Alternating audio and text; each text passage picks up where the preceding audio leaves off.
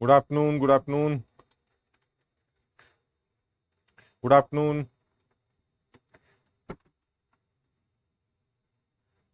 Good afternoon. स्वागत नहीं करोगे हमारा? सही है, और क्या, सब फिल्में देखी जा रही हैं।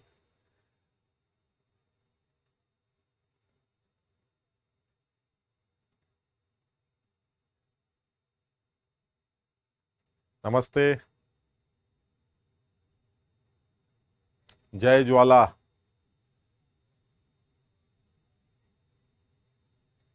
Good afternoon, good afternoon. मैं एकदम ठीक हूँ भाई। क्या कर रहे थे हम लोग? Vipin good afternoon, Hrithik, Mukesh, Neha, Yash good afternoon, Aman good afternoon, Jai, Dhruv, Chetan, Avinash good afternoon, good afternoon, Dev, Sharad, Apurvi, Abrar, Vishwajeet, Kunal, Aman good afternoon. हाँ भाई, क्या कर रहे थे हम लोग, जल्दी से बताओ।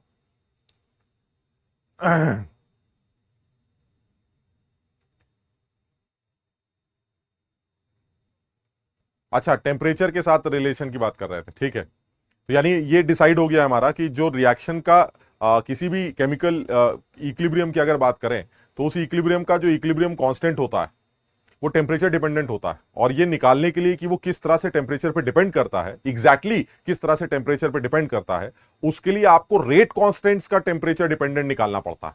और ये चीज आर्हेनियस ने हमें बताई है कि रेट कांस्टेंट्स का टेम्परेचर डिपेंडेंट कैसे निकाला जाता है। तो रेट कांस्टेंट्स का जो टेम्परेचर डिपेंडेंट है, हमने बात की है कि जो हमारा के निकल के आता है वो ए इंटू ई रेस्ट पर minus e A by R T से निकाला जाता है। और अगर ये के टेम्परेचर पर इस तरह से डिपेंड करता है, तो जो इक्विलिब्रियम कांस्टेंट है वो भी टेम्परेचर पर डिपेंड कर सकता है। कैसे डिपेंड करेगा? हमें ये पता है कि जो के एफ, जो के होता है वो के एफ बाई के बी से निकाला जाता है, यानी forward rate constant divided by backward rate constant. तो अगर मैंने रेट कांस्टेंट्स का टेम्परेचर डिपेंडेंट याद कर लिया है, तो मैं इक्विलिब्रियम कांस्टेंट का भी टेम्परेचर डिपेंडेंस निकाल सकता हूं। इसमें कोई टेंशन वाली बात ही नहीं है। कैसे करना होगा? बड़ा आसान है। आप सबसे पहले के को तो देख ही चुके हैं, तो आप सबसे पहले फॉरवर्ड रिएक्शन का रेट कांस्टेंट डिफाइन करिए। वो आएगा A F into e raise power minus forward activation energy divided by R T. और फिर आप बैकवर्ड रेट कांस्टेंट को डिफाइन करिए, K B is equal to A B into e raise power minus backward reaction की activation energy divided by R T कर दीजिए। और फिर आप दोनों को आपस में डिवाइड कर दीजिए, रेट कांस्टेंट इक्विलिब्रियम कांस्टेंट में कन्वर्ट हो जाएगा। Now this is K F by K B which is K, it is equal to A F by A B into e raise power minus, क्या आ जाएगा भाई, ई raise power. जब आप दोनों को डिवाइड करेंगे तो डिवाइड करने से क्या निकल के आएगा, e raise to power minus, अंदर आ जाएगा e A F minus e A B by R T. यानी कहने का मतलब ये हुआ कि आपने सबसे पहले आपने ये देख लिया कि जो के एफ है वो रेट कांस्टेंट है। और रेट कांस्टेंट टेम्परेचर पर आर्हेनियस ने बताया था मुझे कल, उसने सारी बातें बाकायदा डिटेल में समझाई गई थी कि ये जो ए है हमारा वो फ्रीक्वेंसी फैक्टर है और ये हमारा बोल्ट्जमैन फैक्टर है, ये दोनों मिलकर रिएक्शन के रेट को डिसाइड करेंगे। चलिए ठीक है। अब आपने जब रिएक्शन के रेट का टेम्परेचर डिपेंडेंस निकाल लिया, तो फिर इक्विलिब्रियम कांस्टेंट का टेम्परेचर डिपेंडेंस कैसे निकालेंगे? उसमें भी बड़ा आसान है। उसमें आपने क्या किया, आपने के एफ ले लिया, के भी ले लिया, दोनों को आपस में डिवाइड कर दिया। जब आपने के एफ लिया तो फॉरवर्ड एक्टिवेशन यूज किया गया और फॉरवर्ड फ्रीक्वेंसी फैक्टर यूज किया गया। और जब बैकवर्ड रिएक्शन की बात करें तो बैकवर्ड फ्रीक्वेंसी फैक्टर और बैकवर्ड एक्टिवेशन को यूज कर लिया गया। अगर मैं इन दोनों इक्वेशंस को डिवाइड कर दूं तो के एफ बाई के बी की वैल्यू आ जाएगी, और के एफ बाई के बी ही मेरा इक्विलिब्रियम कांस्टेंट होता है। यानी अल्टीमेटली जो समझ में आ रहा है कि जो इक्विलिब्रियम कांस्टेंट है वो टेम्परेचर पर इस तरह से डिपेंड करता। ठीक। अब इसमें एक चीज और, इसमें एक चीज और आ रही, वो क्या आ रही है? आप हमारे पास जो एक्टिवेशन एनर्जी वाली जो मैं बात कर रहा हूं, अगर मैं एक हल्का सा आइडिया लूं तो एक्टिवेशन एनर्जी वाली बात यह कहती है कि अगर ये थ्रेशोल्ड बैरियर, इसे थ्रेशोल्ड बैरियर कहा जाता है, यानी आप कम से कम इतना एक्टिवेट जब तक नहीं होंगे, रिएक्टेंट्स जब तक इतना एक्टिवेट नहीं होंगे तब तक प्रोडक्ट में कन्वर्ट नहीं होंगे। और अभी रिएक्टेंट्स की जो एनर्जी है वो ये है, this is energy of reactants, या आप ऐसे लिख सकते हैं एच आर। और ये आपके प्रोडक्ट्स की एनर्जी है, HP मान लेते हैं। अब ऐसे में साफ समझ में आता है कि जब रिएक्टेंट्स को प्रोडक्ट्स के पास जाना है तो उनको इतना एक्टिवेट करना पड़ेगा, और जब इतना एक्टिवेट करना पड़ेगा तो ऐसे में तो फिर आपको एक्टिवेशन एनर्जी देनी पड़ेगी। तो what is activation energy? Activation energy वो एनर्जी है जो रिएक्टेंट्स के लोगों को इतनी मिल जाए ताकि वो थ्रेशोल्ड बैरियर क्रॉस कर सके। तो जो एक्टिवेशन एनर्जी निकल के आ रही वो एक्टिवेशन एनर्जी इतनी होनी चाहिए। This will be the activation energy, यानी फॉरवर्ड रिएक्शन की जो एक्टिवेशन एनर्जी है वो ये होनी चाहिए, और इसी तरह से बैकवर्ड रिएक्शन की जो एक्टिवेशन एनर्जी है वो ये होनी चाहिए। This is EAB। और साफ समझ में आता है कि इन दोनों का जो डिफरेंस निकल के आएगा वो डिफरेंस इस रिएक्शन के डेल्टा H के बराबर होगा। This is the difference which is equal to delta H, यानी जो डेल्टा H होता है रिएक्शन का वो forward activation minus backward activation से निकल के आता, यानी डेल्टा H की वैल्यू हमेशा EAF माइनस EAB से निकाली जाएगी। यानी अगर आपके रिएक्टेंट्स हैं और आपको थ्रेशोल्ड बैरियर क्रॉस करना है तो आपको इतना एक्टिवेट करना पड़ेगा, इसे एक्टिवेशन एनर्जी बोला जाता है। यानी रिएक्टेंट्स को प्रोडक्ट्स में या प्रोडक्ट्स को रिएक्टेंट में आने के लिए एक्टिवेशन एनर्जी प्रोवाइड करनी पड़ती है, और वो एक्टिवेशन एनर्जी का जो डिफरेंस होता है फॉरवर्ड माइनस बैकवर्ड वो उस रिएक्शन का डेल्टा H होता है। यानी यहां पर एक चीज और समझ में आ रही है, यहां पर जो आपने फॉर्मूला निकाला है इस फॉर्मूले को थोड़ा सा चेंज कर सकते हैं। यह आ जाएगा AF by AB into E raise to power minus delta H by RT। यह है टेम्परेचर डिपेंडेंस इक्विलिब्रियम कांस्टेंट का, यानी इक्विलिब्रियम कांस्टेंट टेम्परेचर पर इस तरह से एक्सपोनेंशियली वेरी करता है। यह बिल्कुल साफ समझ में आता। सब लोग समझने की कोशिश करना भाई। यानी कहने का मतलब यह हुआ कि मेरे पास एक रिएक्शन है, मेरे पास एक केमिकल इक्विलिब्रियम है, मुझको यह पूछा जा रहा है कि यह केमिकल इक्विलिब्रियम टेम्परेचर पर कैसे डिपेंड करता है। तो मैंने सबसे पहले क्या दिमाग लगाया कि केमिकल इक्विलिब्रियम का इक्विलिब्रियम कांस्टेंट वो KF बाई KB से निकाला जाता है। तो मैंने सबसे पहले छोटे k का टेम्परेचर डिपेंडेंस निकाल लिया, वो ये आ गया।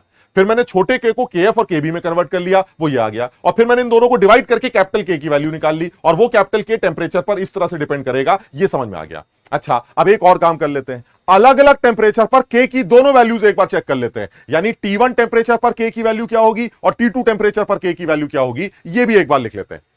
यानी अब क्या होगा, यानी अगर मैंने दो अलग अलग टेम्परेचर्स पर इक्विलिब्रियम कांस्टेंट को डिफाइन कर दिया तो उसके बाद भी एक नतीजा निकल के आएगा। अगर मैं उसके बारे में बात करूं तो अलग अलग टेम्परेचर्स पर K को कैसे डिफाइन किया जाएगा, जरा उसके बारे में बात करते हैं। ये नोट कर लिया भाई सबने?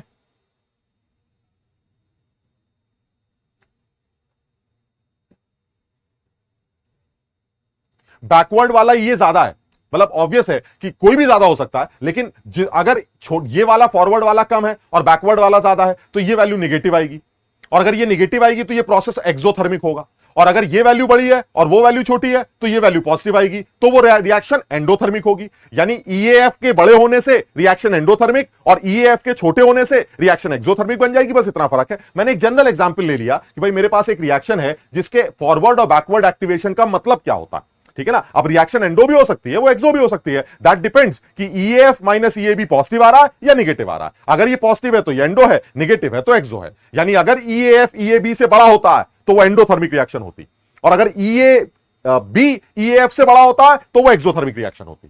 यानी ये क्लियर है यहां पर कि अगर EAF is greater than EAB then this reaction is endo, और अगर EAF is less than EAB then this reaction is exo। तो मैंने यहां पर तो कुछ ऐसे सोच के बनाया नहीं है, मैंने एक जनरल इंफॉर्मेशन दे दी है कि भाई एक्टिवेशन एनर्जीज को सबट्रैक्ट करके आपको रिएक्शन का डेल्टा H मिल जाता है, और वो डेल्टा H मैं यहां पुट कर सकता हूं। तो फाइनल जो इक्वेशन बनेगी मेरी बनेगी AF by AB into E raise पर minus delta H by RT, ये मेरी फाइनल इक्वेशन। नाउ टेम्परेचर पर K का डायरेक्ट रिश्ता ये दिखाई देता है मुझे कि टेम्परेचर और K का ये रिलेशन है। आप टेम्परेचर को रखकर K की एग्जैक्ट वैल्यू भी निकाल सकते हैं, जिसके लिए कल आर्हेनियस को आपने गाली दी थी कि भाई साहब ये क्या बदतमीजी है कि K की वैल्यू 2 से 3 गुना हो जाएगी और पता नहीं क्या क्या बता रहे थे। वो कह रहा है लो एग्जैक्ट सुन लो, K टेम्परेचर पर इस तरह से डिपेंड करता है, और इसकी मदद से आप इक्विलिब्रियम कांस्टेंट का टेम्परेचर डिपेंडेंस एग्जैक्टली कैलकुलेट कर सकते हैं। अब क्या करेंगे, अब मैं दो अलग अलग टेम्परेचर की बात कर लेता हूं। अगर मैं दो अलग अलग टेम्परेचर की बात करता हूं तो भी ये काम किया जा सकता है। दो अलग अलग टेम्परेचर की अगर आप बात करते हैं तो दो अलग अलग टेम्परेचर में भी ये काम किया जा सकता है। दो अलग अलग टेम्परेचर ले लेते हैं। दो अलग अलग टेम्परेचर पर आपने दो वैल्यूज डिफाइन कर दी। T1 टेम्परेचर पर जो कैपिटल K है वो KT1 है, और T2 टेम्परेचर पर जो कैपिटल K है वो KT2 है, मान लीजिए। यानी दो अलग अलग टेम्परेचर्स पर आपने इक्विलिब्रियम कांस्टेंट को डिफाइन कर दिया। अब आपने KT1 KT2 की वैल्यू निकाल ली। कैसे निकालेंगे? KT1 जो होगा वो होगा AF by AB into e raise पर minus delta H by RT1, और T2 टेम्परेचर पर जो इक्विलिब्रियम कांस्टेंट होगा वो होगा AF by AB into e raise पर minus delta H by RT2। हम यहां ये अज्यूम कर रहे हैं कि टेम्परेचर का चेंज बहुत ज्यादा नहीं है। अगर टेम्परेचर का चेंज बहुत ज्यादा नहीं है तो फॉरवर्ड और बैकवर्ड आरएनएस कांस्टेंट्स भी कॉमन रहेंगे और रिएक्शन का डेल्टा एच भी कॉमन रहेगा। टेम्परेचर में बहुत ज्यादा वेरिएशन आ गए तो फ्रीक्वेंसी फैक्टर चेंज हो जाएंगे। यानी यहां पर बहुत ज्यादा अंतर नहीं है, तो इसका मतलब अलग अलग टेम्परेचर जो कि काफी क्लोज है, इन अलग अलग टेम्परेचर पर आपने इक्विलिब्रियम कांस्टेंट्स को डिफाइन कर दिया। अब आपने KT2 को KT1 से डिवाइड कर दिया। अगर मैं KT2 को KT1 से डिवाइड कर दूं तो ये वैल्यू बन जाएगी, ये कैंसिल हो जाएंगे और इक्वेशन बनेगी e raise to power minus delta H by R 1 by T2 minus 1 by T1। अगर मैं दोनों साइड नेचुरल लॉग ले लूं तो ये आ जाएगा ln KT2 by KT1 is equal to delta H by R 1 by T1 minus 1 by T2। और अगर मैं इसी ln को log में कन्वर्ट कर दूं तो log जो कि बेस 10 है KT2 by KT1 is equal to delta H by 2.303 R 1 by T1 minus 1 by T2 बन जाए। यानी इस चीज से एक चीज एकदम साफ समझ में आ रही, एक चीज एकदम साफ समझ में आ रही, क्या कि अगर आपने एक T1 दे दिया, आपने KT1 दे दिया, आपने T2 दे दिया और मुझसे KT2 पूछा, तो मैं निकाल सकता हूं इस इक्वेशन को यूज करके, मुझे डेल्टा एच दे दीजिएगा रिएक्शन का बस। यानी अगर मुझे किसी रिएक्शन का डेल्टा एच पता हो और अलग टेम्परेचर पर K1 पता हो तो दूसरे टेम्परेचर पर इक्विलिब्रियम कांस्टेंट की क्या शक्ल होगी मैं बता सकता हूं। हां, मैं थ्योरेटिकली एक बात और बता सकता हूं कि टेम्परेचर को चेंज करने से इक्विलिब्रियम कांस्टेंट चेंज होता है, ये ठीक है, बढ़ता है या घटता है मैं ये भी बता सकता हूं। आप ये भी हम कर सकते हैं। कैसे कर सकते हैं वो भी बड़ा आसान है। अब देखिए वो क्या करना है। अगर मैं ये बोलूं कि एंडोथर्मिक रिएक्शन और आप टेम्परेचर इंक्रीज करेंगे, आप बताइए क्या होगा, थ्योरेटिकली क्या होगा, एंडो का टेम्परेचर बढ़ाने से के पर क्या असर पड़ेगा। ठीक, मैंने कहा देखिए एग्जैक्टली के क्या निकल के आएगा वो तो मैं यहां से निकाल सकता हूं, आप मुझे अलग अलग वैल्यूज दे दीजिए, मैं आपको KT2 कैलकुलेट करके दिखा दूंगा। वो कह रहे नहीं वैल्यू नहीं चाहिए, आप ये बताइए कि बढ़ रहा या कि घट रहा है। तो मैंने कहा अभी बता देते हैं आपको 1 सेकंड में। अगर आप एंडो हैं तो इसका मतलब डेल्टा एच पॉजिटिव होगा, और आप टेम्परेचर बढ़ा रहे हैं तो इसका मतलब 1 बाई T2 छोटा होगा। भाई T2 अगर बढ़ा रहे हैं तो 1 बाई T2 1 बाई T1 से छोटा होगा। यानी अगर आप एंडो का टेम्परेचर इंक्रीज करते हैं तो ये टर्म तो पॉजिटिव आएगा ही आएगा, ये टर्म भी पॉजिटिव निकल के आएगा। यानी ये पूरा टर्म पॉजिटिव निकल के आएगा, और पूरा टर्म पॉजिटिव आने का मतलब है कि KT2 की वैल्यू KT1 से बड़ी। यानी एंडो का टेम्परेचर बढ़ाओगे तो जो नया के होगा T2 टेम्परेचर वाला वो KT1 वाले से बड़ा आएगा। यानी ये कंफर्म है कि अगर आप टेम्परेचर बढ़ाएंगे तो K की वैल्यू इंक्रीज कर जाएगी। इसी तरह से अगर आप एंडो का टेम्परेचर घटाएंगे तो K की वैल्यू डिक्रीज कर जाएगी। इसी तरह से एक्सो का टेम्परेचर बढ़ाएंगे तो K की वैल्यू डिक्रीज कर जाएगी, और इसी तरह से अगर आप एक्सो का टेम्परेचर घटाएंगे तो K की वैल्यू इंक्रीज कर जाएगी। वो आप यहां पे रख के देख सकते हैं, कोई भी एक वैल्यू रख के देख लीजिए, अभी समझ में आएगा। जैसे ये रख देते हैं, एक्सो का टेम्परेचर घटाते हैं, अगर एक्सो है तो ये नेगेटिव हुआ, डेल्टा एच नेगेटिव होगा, और टेम्परेचर घटा रहे हैं तो यानी 1 बाई T2 बड़ा होगा, यानी ये भी नेगेटिव होगा, ये भी नेगेटिव होगा, दोनों नेगेटिव मिलकर पॉजिटिव बन जाएंगे, और पॉजिटिव बनते ही KT2 की वैल्यू KT1 से बड़ी आ जाएगी। लॉग की वैल्यू पॉजिटिव कब होती है? जब लॉग 1 से बड़ी चीज का लिया जाए, और इसका मतलब है ये वैल्यू 1 से बड़ी, और ये वैल्यू अगर 1 से बड़ी है तो यानी KT2 की वैल्यू KT1 से बड़ी है। यानी एक्सो का टेम्परेचर बढ़ाओगे तो K घट जाएगा, लेकिन एक्सो का टेम्परेचर गिराओगे तो K बढ़ेगा। एंडो का टेम्परेचर बढ़ाओगे तो K बढ़ेगा, और एंडो का टेम्परेचर घटाओगे तो K घटेगा। आप किसी एक एक्सप्रेशन, बल्कि मैं तो कहता हूं आप सिर्फ ये वाला इक्वेशन याद कर लीजिए, अपने आप निकाल लीजिएगा कि टेम्परेचर बढ़ाने से एंडो का क्या हुआ और एक्सो का क्या हुआ, अपने आप पता चल जाए। हां, अगर आपको मैथ्स लगानी है, एग्जैक्टली वैल्यू कैलकुलेट करनी है, तो आप T1 रखिए, T2 रखिए, डेल्टा एच रखिए, KT1 रखिए, आपको KT2 मिल जाएगा। यानी आप एग्जैक्ट K का क्या हुआ टेम्परेचर चेंज करने से आप इस एक्सप्रेशन को यूज करके एग्जैक्टली कैलकुलेट कर सकते हैं। लेकिन एक चीज तो समझ में आती है कि के टेम्परेचर पर एक्सपोनेंशियली डिपेंड करता है and the exponential variations are very big variations. कहने का मतलब अगर टेम्परेचर चेंज करने से के बढ़ा तो वहां होगा, वहां इतना बढ़ जाएगा, और अगर के घटा तो जमीन पे पड़ा होगा इतना गिर जाएगा, बिकॉज के का साथ टेम्परेचर का रिश्ता एक्सपोनेंशियल रिश्ता है और एक्सपोनेंशियल वेरिएशंस बड़े वेरिएशंस माने जाते हैं। यानी टेम्परेचर बढ़ेगा के बहुत बढ़ेगा, टेम्परेचर घटेगा के बहुत बहुत घटेगा, अगर के घटा तो बहुत घटेगा, अगर के बढ़ा तो बहुत बढ़ेगा। इस बात को याद रखना, ली चैटली प्रिंसिपल में इसका इस्तेमाल करेंगे। अब अगर के बढ़ा तो बहुत बढ़ेगा, अगर क्यों बोल रहा हूं, वो इसके ऊपर डिपेंड करता है, अगर बढ़ा तो बहुत बढ़ेगा और अगर घटा तो बहुत घटेगा। व्हाई? बिकॉज के टेम्परेचर पर एक्सपोनेंशियली वेरी करता है और इस एक्सपोनेंशियल वेरिएशन की वजह से सारा चीज आ जाए। सब लोग इस बात को समझ पा रहे हैं? यानी मैं ये बताना चाह रहा हूं, मैंने कोई कलाकारी आने की, मैंने बड़ी सीधी बात बोली है। मैंने आरएनएस को बुलाया, रेट कांस्टेंट की वैल्यू टेम्परेचर डिपेंडेंस निकाल ली, ठीक। फिर मैंने आरएनएस से कहा तुम चले जाओ, मैंने फॉरवर्ड रेट कांस्टेंट निकाला, बैकवर्ड रेट कांस्टेंट निकाला, दोनों को डिवाइड करके कैपिटल के निकाल लिया, मेरे कैपिटल के का टेम्परेचर डिपेंडेंस आ गया। फिर मैंने दो अलग अलग टेम्परेचर्स पर कैपिटल के को डिफाइन किया और दोनों को डिवाइड करके ये इक्वेशन तैयार कर ली, और इस इक्वेशन से मुझे ये पता चला कि एंडोथर्मिक रिएक्शंस के टेम्परेचर बढ़ाने से के बहुत बढ़ जाता है और एंडोथर्मिक रिएक्शंस का टेम्परेचर घटाने से के बहुत गिर जाता है। एक्सोथर्मिक रिएक्शंस का टेम्परेचर गिराने से के बहुत बढ़ जाता है और एक्सोथर्मिक रिएक्शंस का टेम्परेचर बढ़ाने से के बहुत गिर जाता। ये चार बातें मैंने सीधे सीधे याद कर ली, और ये टॉपिक जो था मेरा क्या था कि के टेम्परेचर पर डिपेंड करता है या नहीं करता है। मुझे यह पता चल गया कि के टेम्परेचर पर एक्सपोनेंशियली डिपेंड करता है, गिरता है तो गिर जाता है और उठता है तो बहुत उठ जाता है। यह कहानी बहुत सीधी है।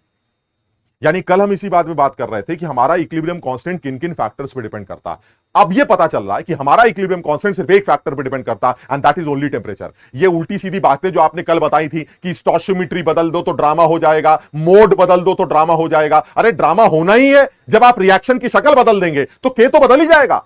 लेकिन अगर आप रिएक्शन की शक्ल नहीं बदलते हैं और तब आप के बदलने की कोशिश करते हैं तो आपके पास एक ही रास्ता है and that is temperature. Without changing temperature आप किसी गिवन इक्विलिब्रियम का इक्विलिब्रियम कांस्टेंट चेंज नहीं कर सकते। बात खत्म। सब लोगों को यह बात समझ में आ गई?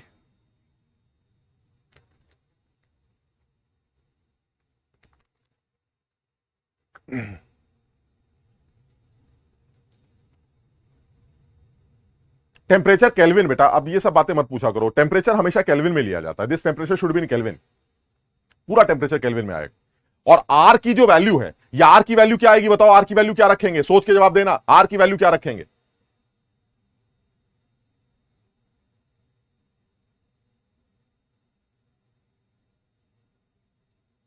बताओ आर की वैल्यू क्या रखेंगे?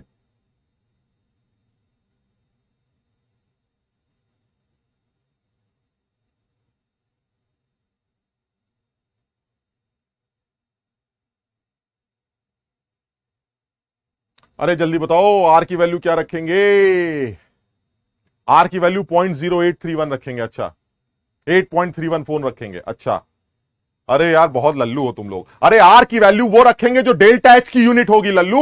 जो डेल्टा एच की यूनिट दी जाएगी वही आर की यूनिट रखी जाएगी। अगर डेल्टा एच जूल में दिया गया है तो आर 8.314 रखेंगे, और अगर डेल्टा एच कैलोरी में दिया गया है तो आर की वैल्यू 2 रखेंगे। भूल गए तुम सारी कहानी। अरे सब कुछ डेल्टा एच डिसाइड करेगा। If the enthalpy of the reaction is in joules, the answer of R, the value of R should be in 8.314 and if it is in calorie it should be 2। यानी जो भी कुछ decide करेगा वो H decide, delta H decide करेगा। Delta H की unit R की value decide करेगी।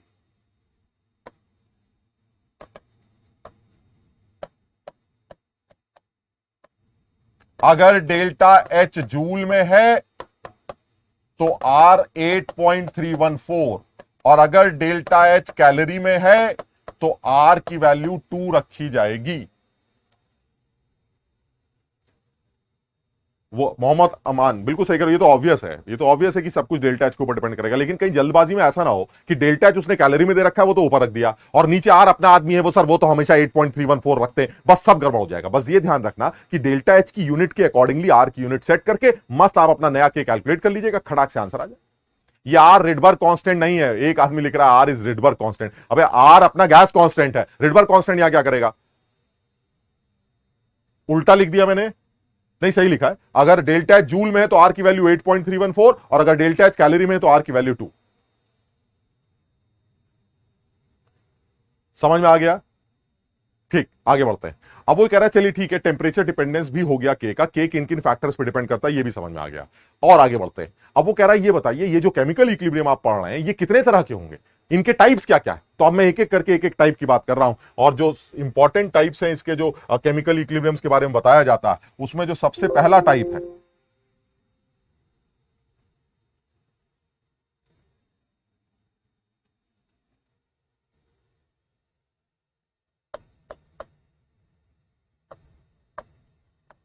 टाइप्स ऑफ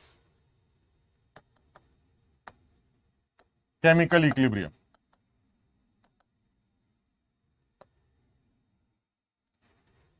उसमें जो सबसे पहला टाइप है वो है homogeneous equilibrium.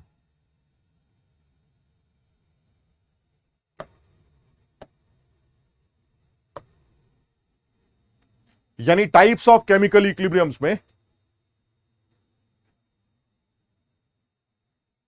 Happy birthday Pawan, types of chemical equilibrium में होमोजीनियस इक्विलिब्रियम के बारे में बात करते हैं। होमोजीनियस इक्विलिब्रियम क्या होता है? होमोजीनियस इक्विलिब्रियम एक ऐसा इक्विलिब्रियम है जिसमें जो भी लोग इक्विलिब्रियम में इन्वॉल्व, वो सब सेम फेज में होंगे, सारे लोगों का फेज सेम होगा। सारे लोग गैस होंगे या सारे लोग सोल्यूशन होंगे, सारे लोग पत्थर तो नहीं हो सकते, पत्थर पत्थर मिलकर पत्थर सोना बन जाएगा। इसका मतलब ये हुआ वो केस जिसमें सारे लोगों का फेजेस सेम है, that is known as homogeneous equilibrium. बहुत सीधी सी कहानी, और इसमें कुछ नहीं पढ़ना हमें। यानी होमोजीनियस इक्विलिब्रियम एक ऐसा इक्विलिब्रियम है जिसमें सारे लोग सेम फेजेस में एग्जिस्ट करते हैं। तो मैंने कहा ठीक है सर, जैसे कोई एक एग्जांपल लेके बात कर लेते हैं। वो कह रहा है भाई ऐसा है, मान लीजिए मेरे पास PCl5, तो PCl5 गैस एक क्लोज कंटेनर के अंदर PCl3 gas plus Cl2 gas बना रहे। तो ये जो इक्विलिब्रियम आपके सामने दिखाया गया है, ये एक homogeneous equilibrium.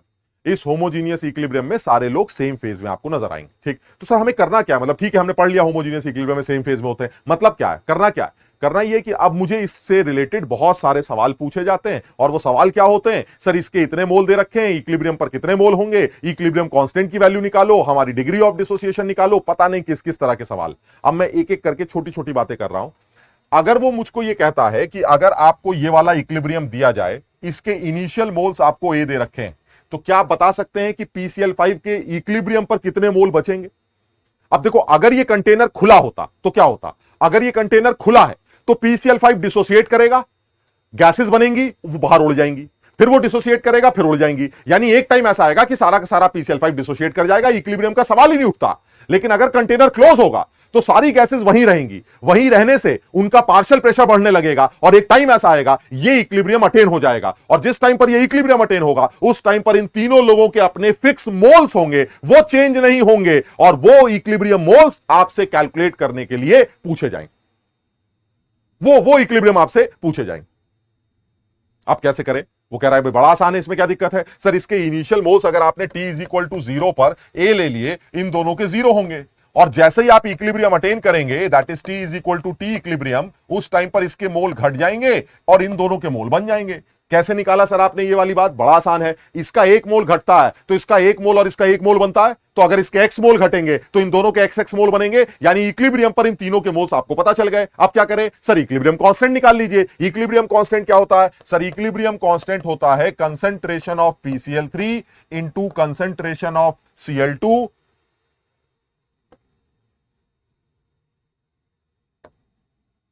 Divided by concentration of PCl5।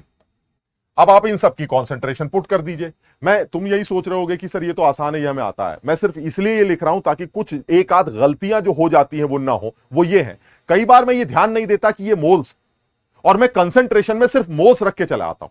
मुझे यह ध्यान रखना है और इस बात की हैबिट बनानी है कि जब भी मैं इक्विलिब्रियम कांस्टेंट Kc डिफाइन करूं, तो उस Kc को डिफाइन करते वक्त आप मोल्स को वॉल्यूम से डिवाइड जरूर करें, क्योंकि यहां पर कंसंट्रेशंस रखनी है, मोल्स नहीं रखने।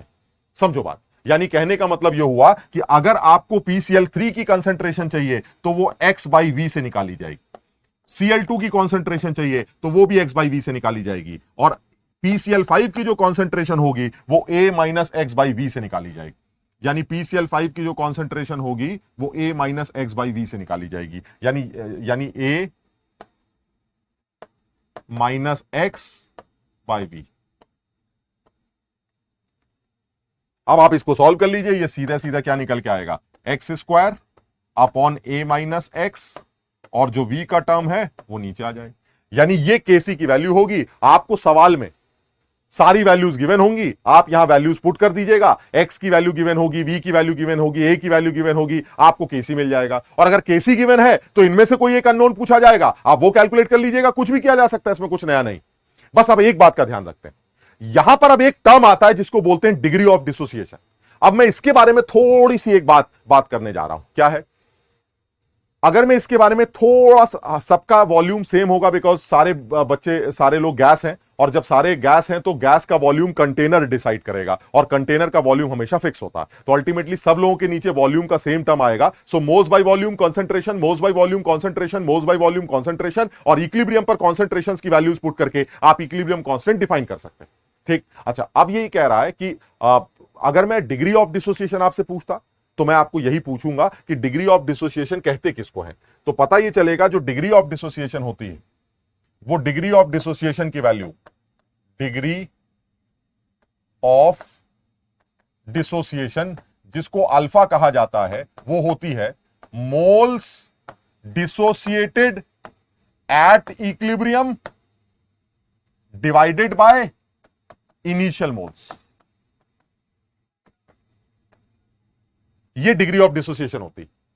अब देखो जल्दबाजी में मैं बता रहा हूं, मैं ये सब क्यों कर रहा हूं, तुम समझो, तुम्हें पता है ये सारी चीजें आसान है, मैं तुम्हें बता रहा हूं कि कहां कहां गलतियां होती। पहली बात, कई बच्चे जल्दबाजी में गलती क्या करते हैं, केसी दे रखा है, सारी वैल्यूज दे रखी हैं, एक्स सॉल्व कर लेते हैं, और एक्स आते ही वो ये लिख देते हैं जल्दबाजी में कि x is degree of dissociation. X is not the degree of dissociation, क्योंकि डिग्री ऑफ डिसोसिएशन जो होती है वो moles dissociated divided by initial moles निकाली जाती है। यानी अगर इस केस में डिग्री ऑफ डिसोसिएशन की बात कर रहे हैं तो कितने मोल इक्विलिब्रियम पर PCl5 के डिसोसिएट कर रहे हैं, सर एक्स मोल डिसोसिएट कर रहे हैं। इनिशियल कितने मोल थे, ए, यानी डिग्री ऑफ डिसोसिएशन जो अल्फा है वो एक्स बाई ए से डिफाइन की जाएगी। X is not the degree of dissociation, समझो बात।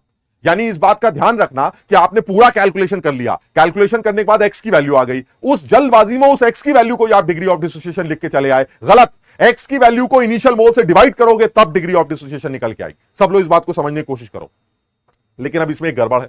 गड़बड़ क्या है कि सर ऐसा कोई जुगाड़ लगाते हैं ना कि मान लीजिए मुझे ध्यान ना रहा तो मेरा तो आंसर गलत हो जाएगा, मैं तो एक्स निकालूंगा बड़ी मेहनत करके, और मेहनत करके मुझे ध्यान ही नहीं आएगा कि ये एक्स है, अल्फा नहीं है, तो मैं एक्स की वैल्यू कहीं अल्फा की जगह ना रख के चलाऊं, सब गड़बड़ हो जाएगा। इसका एक जुगाड़ है कि जब आप कभी डिसोसिएशंस को लिखते हो तो आप डिग्री ऑफ डिसोसिएशन के टर्म्स में ही लिखा करिए, ताकि डायरेक्ट सॉल्व करके क्या निकले, अल्फा। मैंने कहा मतलब कह रहा है सर ये एक्स एक्स मत लिखा करिए, आप सीधे डिग्री ऑफ डिसोसिएशन के टर्म्स में ये डिसोसिएशंस लिखा करिए, ताकि सॉल्व करके एक्स नहीं सीधे अल्फा निकल के आए, ताकि ये भी गलती ना हो कि अल्फा निकालना था और एक्स लिख के चले आए। सब लोग समझना क्या कहना चाह रहे हैं, यानी क्या कहना चाह रहा हूं मैं ये कहना चाह रहा हूं कि अगर मान लीजिए मुझे डिग्री ऑफ डिसोसिएशन कैलकुलेट करनी, तो डिग्री ऑफ डिसोसिएशन कैलकुलेट करने के लिए मैं यहां पर अल्फा के टर्म्स में ही इस एक्सप्रेशन को यूज करूंगा, और अल्फा के टर्म में इस एक्सप्रेशन को लिखने का तरीका क्या होगा, ये PCl5 है, ये इक्विलिब्रियम बना रहा है, ये PCl3 है, ये इक्विलिब्रियम बना रहा है, इसके इनिशियल मोल्स A है, इन दोनों के 0 0।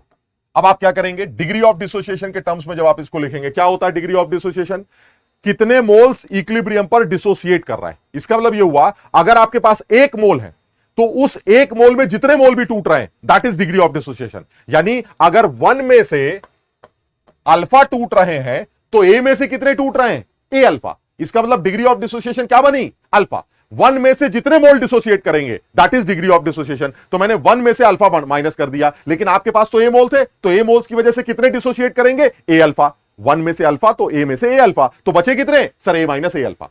इसके कितने बनेंगे, सर A अल्फा बनेंगे, इसके भी कितने बनेंगे, A अल्फा बनेंगे। अब आप जब KC डिफाइन करेंगे तो KC आएगा A alpha by V into A alpha by V divided by A1 minus alpha by V,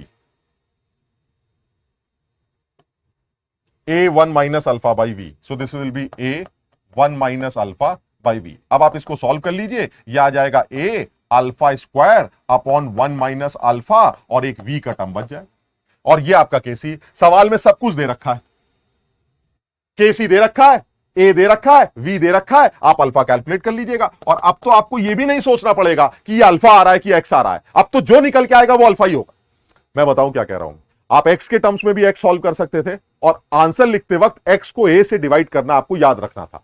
अगर आपको लगता है कि मैं जल्दबाजी में कहीं एक्स को ए से डिवाइड करना भूल ना जाऊं, तो आप सीधे सीधे एक्स की जगह अल्फा के टर्म्स में ये डिसोसिएशन का इक्विलिब्रियम बनाया करिए, ताकि आप सॉल्व करके सीधे अल्फा निकाले, एक्स की जरूरत ही नहीं पड़ेगी।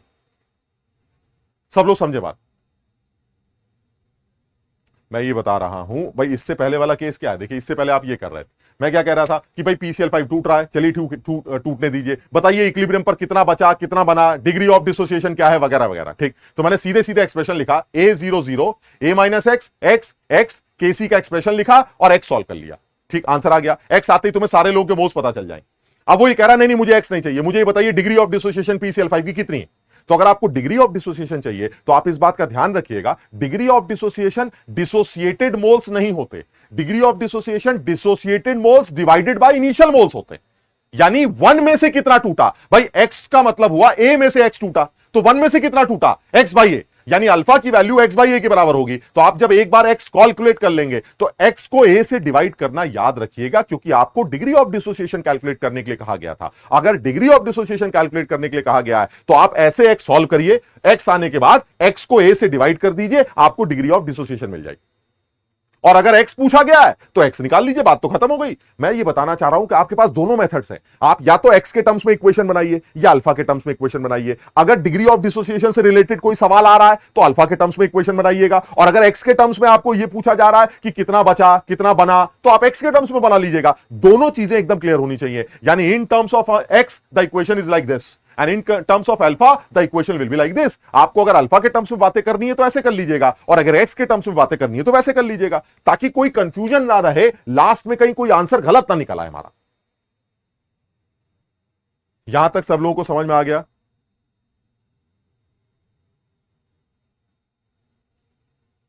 सब लोगों को यहां तक बात समझ में आ रही? ठीक है ये। अच्छा, और आगे बढ़ते हैं। वो कह रहा है कि चलिए सर ये वाली बात हम समझ गए, आप क्या ये बता सकते हैं कि इस इक्विलिब्रियम के लिए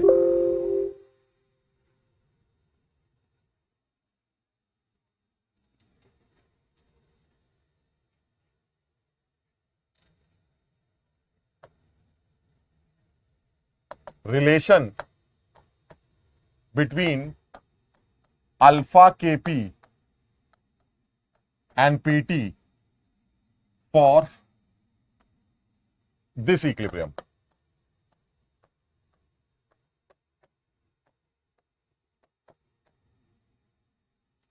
इस इक्विलिब्रियम के लिए KP अल्फा और PT का क्या रिलेशन होना चाहिए? ये बहुत ज्यादा इंपॉर्टेंट सवाल है। इस पर कई 1-2-3 बार तो IIT में बात कर चुका, और इस तरह के बहुत सारे सवाल तुम्हें किताबों में देखने को मिलेंगे। मुझे ये याद करना या सीखना है कि किसी भी इक्विलिब्रियम का जो होमोजीनियस इक्विलिब्रियम है उसके अल्फा KP और PT का क्या रिलेशन होगा। बहुत आसान है, कुछ करना ही नहीं, बड़ा सीधा सा है। क्या क्या तरीका है सर? एक तरीका तो बिल्कुल सीधा समझ में आता है कि जो KP होता है वो partial pressure of PCl3 into partial pressure of Cl2 upon partial pressure of PCl5 से निकाला जाए। और जो पार्शियल प्रेशर होता है सर वो मोल फ्रैक्शंस को यूज करके निकाला जाता, मोल फ्रैक्शंस को यूज करके निकाला जाता। तो मैंने कहा ठीक है, मोल फ्रैक्शंस को यूज करके partial pressure Dalton's partial pressure से निकाल लेंगे। अब कैसे करना है वो ध्यान से देखते हैं। ये जो PCl5 का इक्विलिब्रियम आपने दिया है, इस PCl5 के इक्विलिब्रियम को डिग्री ऑफ डिसोसिएशन के टर्म्स में लिखना पड़ेगा। तो मैंने इसको डिग्री ऑफ डिसोसिएशन के टर्म्स में इस इक्विलिब्रियम को डिफाइन कर लिया। कैसे? ये A है, ये 0 है, ये 0 है, ये A1 माइनस अल्फा हो जाएगा, ये A अल्फा हो जाएगा, और ये भी A अल्फा हो जाएगा। अब बताइए जरा आप KP को कैसे डिफाइन करेंगे? KP होगा पार्शियल प्रेशर। अब बताइए जरा जल्दी से, पार्शियल प्रेशर ऑफ PCl3 कितना होगा? सर पार्शियल प्रेशर होगा mole fraction of PCl3 into total pressure. याद है डाल्टन्स पार्शियल प्रेशर लॉ, मोल fraction into total pressure. Mole fraction कितना होगा PCl3 का? सर PCl3 का मोल फ्रैक्शन होगा A alpha upon A1 plus alpha into PT। This is the partial pressure of PCl3। कैसे आया sir? Total moles कैसे निकालेंगे? Total moles इन सबको जोड़ दीजिएगा। जो टोटल मोल्स निकल के आएंगे, टोटल मोल्स निकल के आएंगे A1 minus alpha plus A alpha plus A alpha, and this is A1 plus alpha. यानी मोल फ्रैक्शन अगर आप निकालना चाहते हैं तो मेरे मोल अपॉन हमारे मोल, और मेरे मोल है ए अल्फा, हमारे मोल है A1 प्लस अल्फा, तो अल्टीमेटली मोल फ्रैक्शन इंटू टोटल प्रेशर करके आपने PCl3 का पार्शियल प्रेशर निकाल लिया। और यही पार्शियल प्रेशर बनेगा Cl2 का भी, क्योंकि Cl2 के भी मोल सेम है, यानी वो कितना बनेगा A alpha upon A1 plus alpha into PT. ये PCl3 का पार्शियल, Cl2 का पार्शियल प्रेशर बनेगा, डिवाइडेड बाय PCl5 का पार्शियल प्रेशर, वो कितना होगा A1 minus alpha A1 plus alpha into PT. ये PCl5 का पार्शियल प्रेशर होगा। आप देख लीजिए सारे टर्म्स कैंसिल हो रहे हैं, ये A से A कैंसिल होगा, ये भी A से A कैंसिल होगा, ये भी A से A कैंसिल होगा, और जब आप इसको सॉल्व करेंगे तो ये वैल्यू निकल के आएगी alpha square PT upon 1 minus alpha square, and this is KP. KP, alpha और पीटी का ये रिलेशन याद करना होगा हमें, और ये रिलेशन मुझे निकालना भी आना चाहिए। यानी PCl5 के डिसोसिएशन में degree of dissociation alpha, total pressure PT और जो केपी होता है उसके बीच में ये रिलेशन निकल के आता है, और बड़े अच्छा ऑब्जेक्टिव बन सकता है कि किसी एक पर्टिकुलर टेम्परेचर पर डिग्री ऑफ डिसोसिएशन इतनी दे रखी है और टोटल प्रेशर इतना दे रखा है। आप बताइए डिग्री ऑफ डिसोसिएशन को डबल करने के लिए टोटल प्रेशर कितना करना पड़ेगा? मस्त सवाल बन जाएगा एकदम। कैसे निकालेंगे? जो इंफॉर्मेशन पहले दे रखी है उससे केपी आ जाएगा, और केपी सिर्फ टेंपरेचर पे डिपेंड करता है, टेंपरेचर कांस्टेंट है, तो उसी केपी को दोबारा यूज करके आप नया पार्शियल प्रेशर या नया टोटल प्रेशर कैलकुलेट कर सकते हैं। मैं अभी एक सवाल कर लेता हूं। PT is the total pressure बेटा, पीटी जो है वो मेरा टोटल प्रेशर है इस सिस्टम का, यानी इक्विलिब्रियम पर जो टोटल प्रेशर होगा वो पीटी होगा। इंडिविजुअल पार्शियल प्रेशर्स होंगे, उनको निकालकर आप केपी की वैल्यू निकाल सकते हैं, और वो जो केपी निकल के आएगा वो केपी इस रिलेशन से प्रिडिक्ट किया जाएगा। समझो बात। भाई तुम लोग उल्टी सीधी चाटे बंद करो, कॉलेज में भी केमिस्ट्री पढ़ते हैं और पता नहीं क्या क्या मॉड्यूल कब आएंगे। अभी जो काम चलाया जा रहा है इसको करने की कोशिश करो।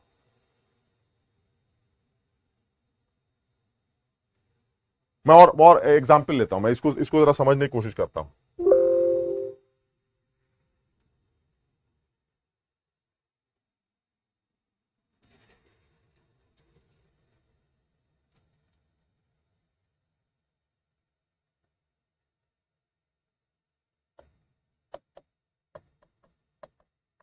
Find out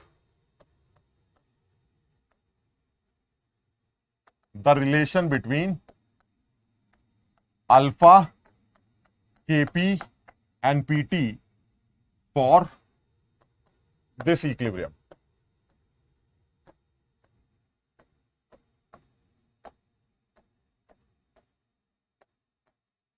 इस इक्विलिब्रियम के लिए अल्फा केपी पीटी का रिलेशन निकालो।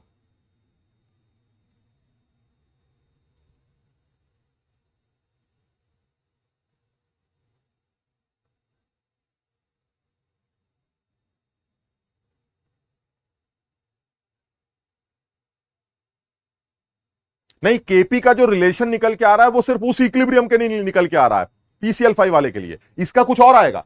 हर होमोजीनियस इक्विलिब्रियम के लिए अल्फा केपी पीटी का रिलेशन अलग लगाएगा। हम सिर्फ ये सीख रहे हैं कि ये निकाला कैसे जाता, समझ लो। जैसे आप इसका कैसे निकालेंगे, फिर वही है सर, आप इसको पीटी को, अल्फा को और केपी को रिलेट करना चाहते हैं, तो एक काम करते हैं, हम इसके इनिशियल मोल से मान लेते हैं और ये जीरो हो जाएंगे, फिर इसकी डिग्री ऑफ डिसोसिएशन को अल्फा ले लेते हैं, so this will be A1 minus alpha, और ये कितने हो जाएंगे सर? ये 2A अल्फा हो जाएंगे, या 2 लिखा ना, तो this will be 2A alpha.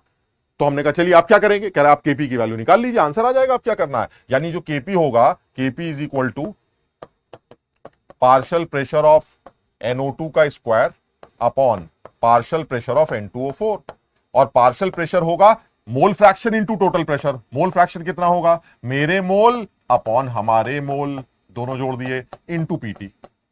इसका स्क्वायर, ये स्क्वायर है ना, देखो पार्शियल प्रेशर का square, divided by A1 minus alpha upon A1 plus alpha into PT. अब आप इसको सॉल्व करिए, A से A कैंसिल होगा, A से A कैंसिल होगा, और ये सॉल्व करके 4 alpha square upon 1 minus alpha square PT निकला है। यानी इस बार जो केपी का रिलेशन है वो अल्फा पीटी के साथ इस इक्विलिब्रियम के लिए ये निकल के आए। यानी अलग अलग इक्विलिब्रियम्स के लिए अल्फा केपीपीटी का रिलेशन बदलता रहेगा, लेकिन एक चीज कंफर्म है, अगर टेंपरेचर कांस्टेंट है तो अल्फा और पीटी आपस में इस तरह से एडजस्ट होते रहेंगे कि केपी हमेशा कांस्टेंट निकल के आए, बिकॉज केपी सिर्फ टेंपरेचर पर डिपेंड करता। हां तनुज, आप दो लोगों को तो याद करके चले जाइए, क्योंकि मैंने 99% सवाल ऐसे देखे हैं जो PCl5 और N2O4 के इक्विलिब्रियम के ऊपर बनाए जाते हैं अल्फा केपीपीटी के रिलेशन के ऊपर बेस्ड। इसलिए कम से कम PCl5 वाले का केपी का रिलेशन और N2O4 वाले का रिलेशन वो याद कर लेते हैं। PCl5 के लिए क्या आंसर आया था? Alpha square upon 1 minus alpha square into PT is equal to KP. और इसके लिए क्या आंसर आ रहा है? 4 alpha square upon 1 minus alpha square into PT is equal to KP. और शान कह रहा है ए 1 माइनस अल्फा समझ में नहीं आ रहा है। देखो बेटा, ये तो बहुत आसान है। अब डिग्री ऑफ डिसोसिएशन किसको कहते हैं? अभी मैंने बताया था, डिग्री ऑफ डिसोसिएशन होती है मोल्स डिसोसिएटेड अपॉन इनिशियल मोल। ये डिग्री ऑफ डिसोसिएशन, ठीक है। अगर इनिशियल मोल्स को 1 ले लूं तो जितने भी मोल डिसोसिएट करेंगे उसे अल्फा बोलेंगे, यानी 1 में से जितना डिसोसिएट किया वो अल्फा होगा। तो देखिए यहां पर क्या कर रहा है, 1 में से कितना डिसोसिएट किया? अल्फा। तो बचा कितना? 1 माइनस अल्फा। लेकिन आपके इनिशियल मोल तो ए है, तो ए में से कितना डिसोसिएट करेगा? अगर 1 में से अल्फा डिसोसिएट कर रहा है तो ए में से ए अल्फा डिसोसिएट करेगा, तो बचेगा कितना? ए माइनस ए अल्फा। भाई अल्फा 1 की वजह से आया तो ए की वजह से ए अल्फा आया, तो ए में से अगर ए अल्फा घट गया तो जो PCl5 या N2O4 के मोल बचे वो ए 1 माइनस अल्फा होंगे, यानी ए माइनस ए अल्फा होंगे, और उसी के अकॉर्डिंगली इनके 2 अल्फा बन जाएंगे।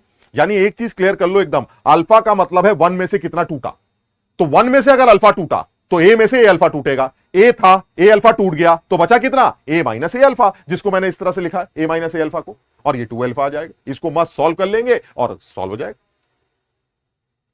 यानी जब आप केपी कैलकुलेट करेंगे तो केपी का मतलब है पार्शियल प्रेशर्स के टर्म में केपी को लिखना। आपने पार्शियल प्रेशर्स के टर्म में केपी को लिखा, और पार्शियल प्रेशर क्या होते हैं? Mole fraction into total pressure. Mole fraction into total pressure partial pressure होता है। डॉल्टन्स पार्शियल प्रेशर लॉ हमने पढ़ा था। तो यानी पार्शियल प्रेशर ऑफ NO2 का square upon partial pressure of N2O4। NO2 का पार्शियल प्रेशर होगा NO2 का mole fraction into total pressure, और N2O4 का मोल पार्शियल प्रेशर होगा N2O4 का partial pressure into total pressure. Solve करके सारी वैल्यूज कैंसिल हो जाएंगी, सिर्फ अल्फा पीटी और केपी का एक रिलेशन आ जाए। नहीं, दो रिएक्टेंट की बात मत करो बेटा, दो रिएक्टेंट के लिए डिग्री ऑफ डिसोसिएशन की बात नहीं होगी। डिग्री ऑफ डिसोसिएशन के लिए आपको एक रिएक्टेंट को डिसोसिएट कराना पड़ेगा, और जब एक रिएक्टेंट डिसोसिएट करेगा तो आप इस तरह के एक्सप्रेशंस डिराइव करेंगे। अल्फा को एक में से क्यों लेते हैं? क्योंकि अल्फा की डेफिनेशन ही यही होती है। अल्फा की डेफिनेशन होती है मोल्स अपॉन इनिशियल मोल्स। तो अगर इनिशियल मोल को 1 ले लिया जाए तो मोल्स जितने भी डिसोसिएट कर रहा है उसे अल्फा बोल देते हैं। तो 1 की वजह से अगर अल्फा टूटता है तो ए की वजह से ए अल्फा टूटेगा। This is the definition of degree of dissociation. इसलिए तो कहा जाता है अल्फा हमेशा 1 से छोटा होगा, क्योंकि 1 में से 1 से छोटी चीज ही टूटेगी ना, सारी थोड़ी ना टूट जाएगी। यानी 1 में से जो भी टूटेगा वो 1 से छोटा होगा, यानी डिग्री ऑफ डिसोसिएशन हमेशा 1 से छोटी निकल के आएगी। इसमें सारे ए कैंसिल हो जाएंगे, और सारे ए कैंसिल होने के बाद सॉल्व करने के बाद आपके पास 4 alpha square upon 1 minus alpha आ जाएगा। बहुत आसान। अदिति 2N2O4 का कोई मतलब ही नहीं है, 2N2O4 होगा ही नहीं यहां, यह सिर्फ N2O4 का डिसोसिएशन है। अगर यहां 2N2O4 होगा तो आप क्या बोलेंगे? ए है, ये 0 है, ये ए 1 माइनस अल्फा, तो ये वैल्यू क्या होगी? सर 2 की वजह से अगर यहां 2 बनते हैं तो ए 1 माइनस अल्फा की वजह से, ए अल्फा की वजह से यहां ए अल्फा बनेंगे। ठीक है, और आगे बढ़ते हैं। अब जरा इसी पे एक छोटा सा सवाल कर लेते हैं।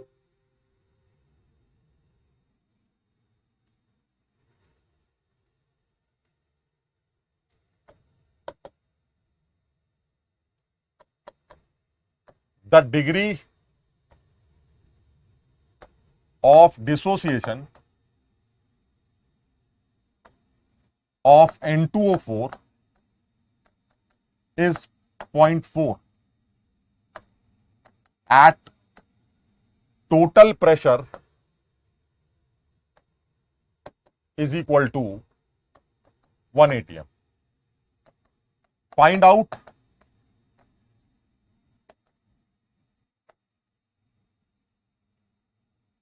the degree of dissociation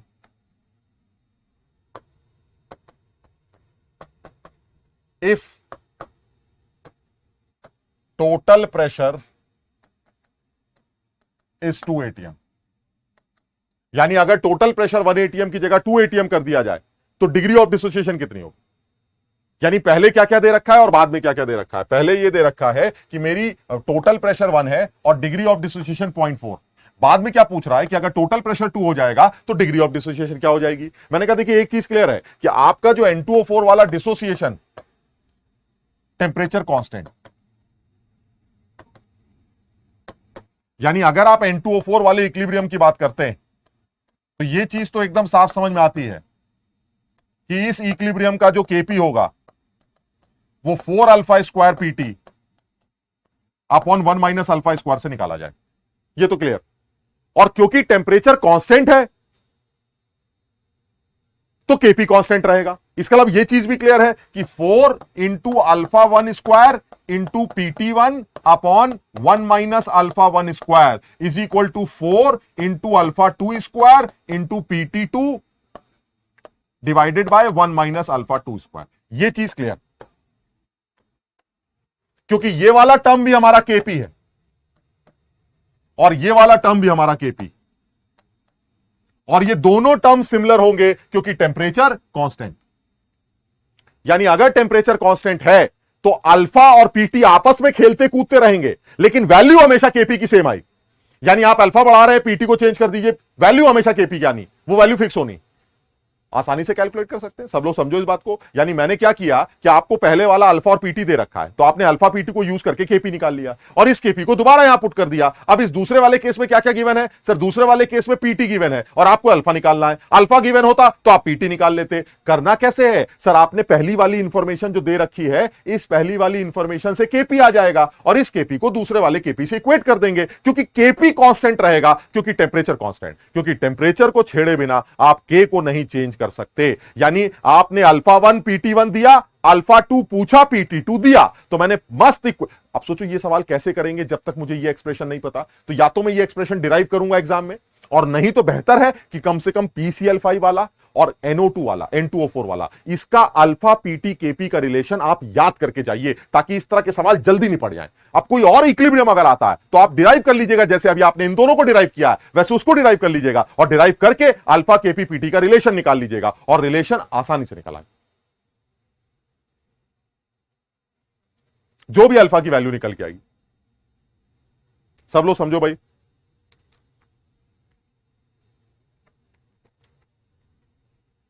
देखो डेटा मैंने सोच के नहीं दिया यार, एग्जाम में हो सकता है डेटा सोच के आए ताकि अल्फा की समझदार वाली वैल्यू आए। समझ रहे हो? तुम्हारा आंसर देख के लग रहा है कि डेटा मैंने कुछ गड़बड़ सड़बड़ दे रखा है, उल्टे सीधे से आंसर आ रहे हैं।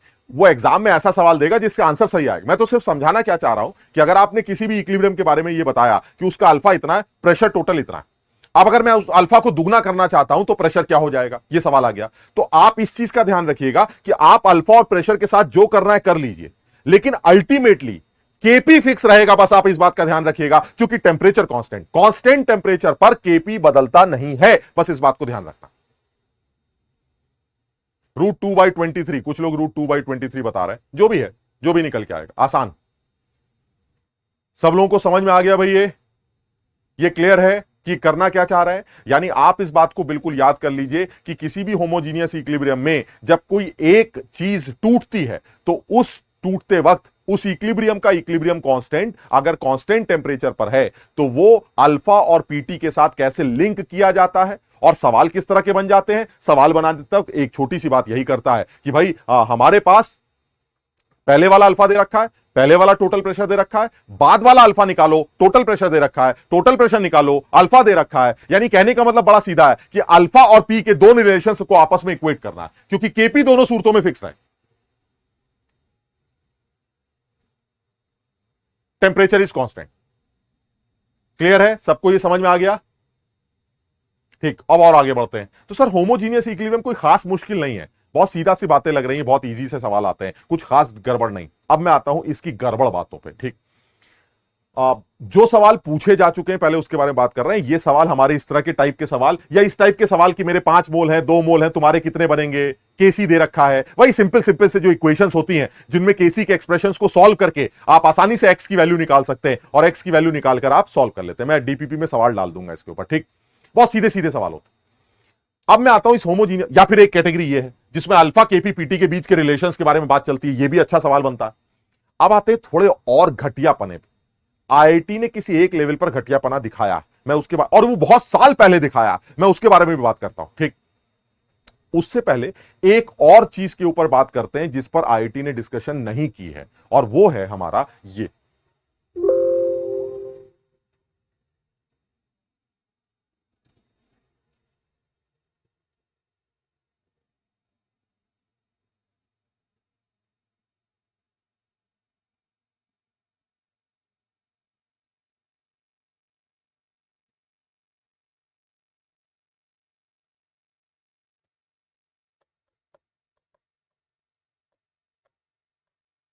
Find out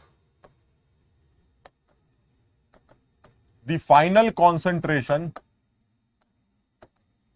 of Ag plus in a container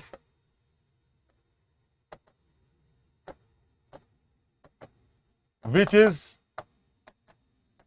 0.03 molar in AgNO3 and 0.1 molar in KCN, given AgCN whole twice minus aqueous is in equilibrium with Ag plus aqueous plus 2Cn minus aqueous, और इस equilibrium का जो केसी दे रखा है वो 4 into 10⁻⁻19 दे रखा है। ये सवाल। अब देखो मैं तुम्हें बताता हूं कि इसमें ये इक्वेशन यूनिवर्सल नहीं है बेटा। वो जो आपने अभी लिखा था वो अल्फा केपी पीटी का रिलेशन यूनिवर्सल नहीं है, वो अलग अलग इक्विलिब्रियम्स पर मैंने डिराइव करके दिखाया। पीसीएल5 वाले केस में पार्शियल प्रेशर्स को निकालकर आंसर आया था KP is equal to alpha square PT by 1 minus alpha square. अभी N2O4 वाला हमने सवाल किया था, उसमें केपी अल्फा पीटी का रिलेशन आया था KP is equal to 4 alpha square upon 1 minus alpha square into PT. समझ लो, तो अलग अलग जगहों पर वो अलग लगाएगा, लेकिन कम से कम इन दो के याद कर लो, क्योंकि दो पे ही सवाल ज्यादा दिखते हैं।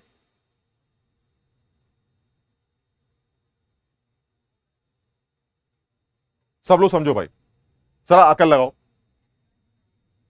आंसर बेटा जो भी आएगा उसका, मैंने तो ऐसे ही उल्टा सीधा सवाल बना दिया था, जो भी कैलकुलेट करके आएगा वही उसका आंसर होगा, इसमें क्या दिक्कत है। अब जरा इसको इसमें जरा दिमाग लगाते हैं कि इसमें करना क्या है। बहुत आसान सवाल है, जरा समझना। सवाल आसान है लेकिन इसके अंदर एक अजीब सी बात आती है, वो क्या है।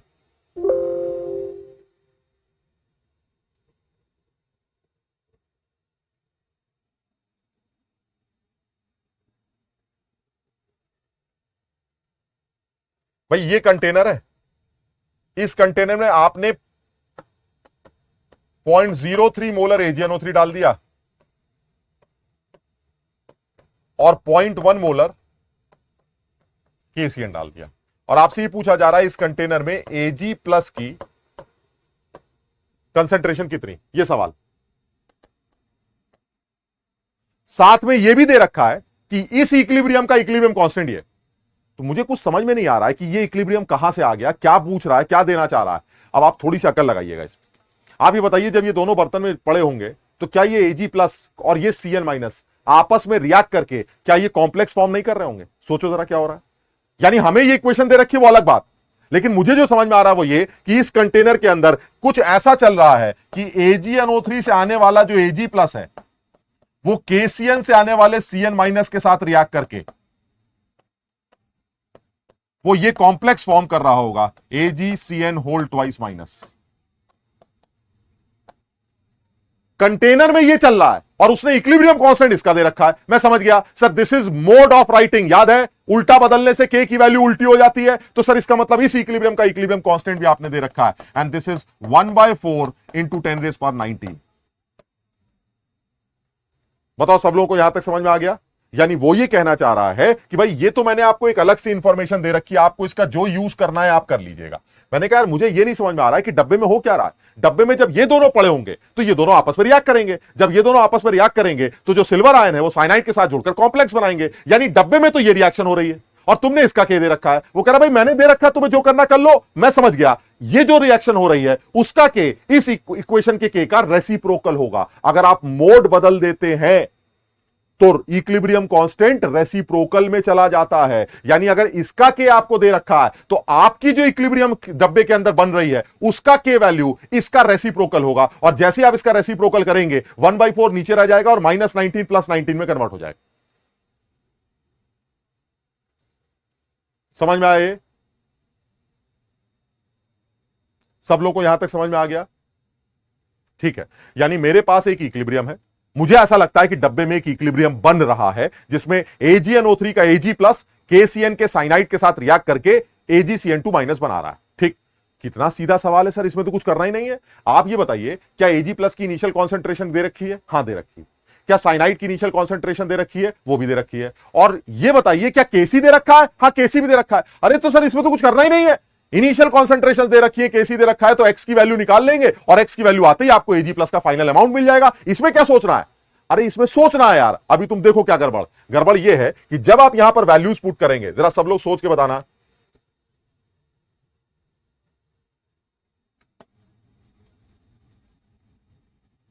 सब लोग ये सोच के बताना जरा, इसकी इनिशियल कॉन्सेंट्रेशन 0.03 है, इसकी 0.1 है और इसकी 0, ऐसे लिखते हैं ना, एट t = 0। अब जब इक्विलिब्रियम आएगा तो क्या होगा? This is 0.03 minus x, this is 0.1 minus 2x and this is x। Clear है? ये इनकी कॉन्सेंट्रेशन इनिशियल है और आपने इसमें से कुछ घटाया, इसमें से कुछ घटाया और इसमें कुछ बनाया। Now they are equilibrium concentration. ठीक है, अच्छा अब सर आपने Kc भी दे रखा है, इक्विलिब्रियम कॉन्सेंट्रेशन भी दे रखी है, Kc के साथ इक्वेट कर दीजिए, x की वैल्यू आ जाएगी। बिल्कुल सीधा। ये एक्वस फेज की रिएक्शन है बेटा, इसमें गैस थोड़ी ना, ये एक्वस फेज। ठीक है ना? तो अब आपने कहा कि भाई Kc का एक्सप्रेशन डिराइव करके देख लीजिए, तो हमने Kc का एक्सप्रेशन लिख लिया। Kc का एक्सप्रेशन क्या बनेगा?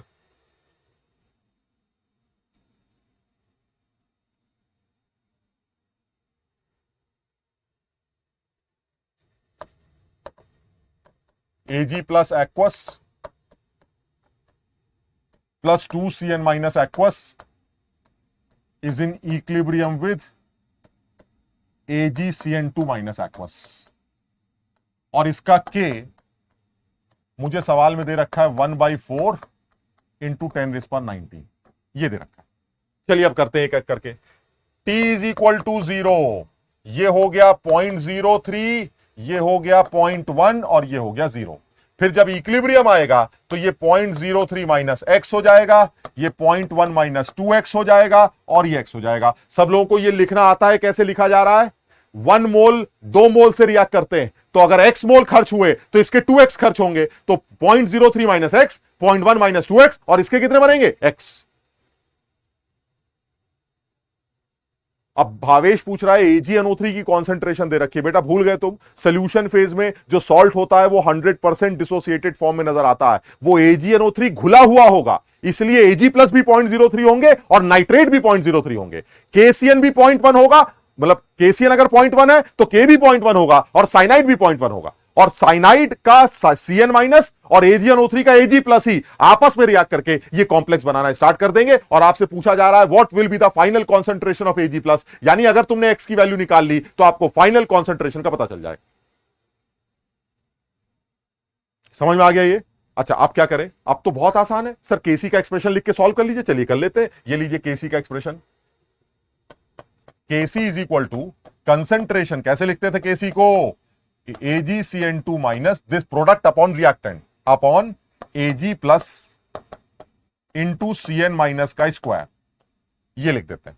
और Kc की वैल्यू मुझे सवाल में ऑलरेडी दे रखी है, कितनी है? 1/4 इंटू 10⁻19 इज इक्वल टू, यहां वैल्यू डाल देते हैं। What is AgCN2? x upon 0.03 minus x and this is 0.1 minus 2x का स्क्वायर।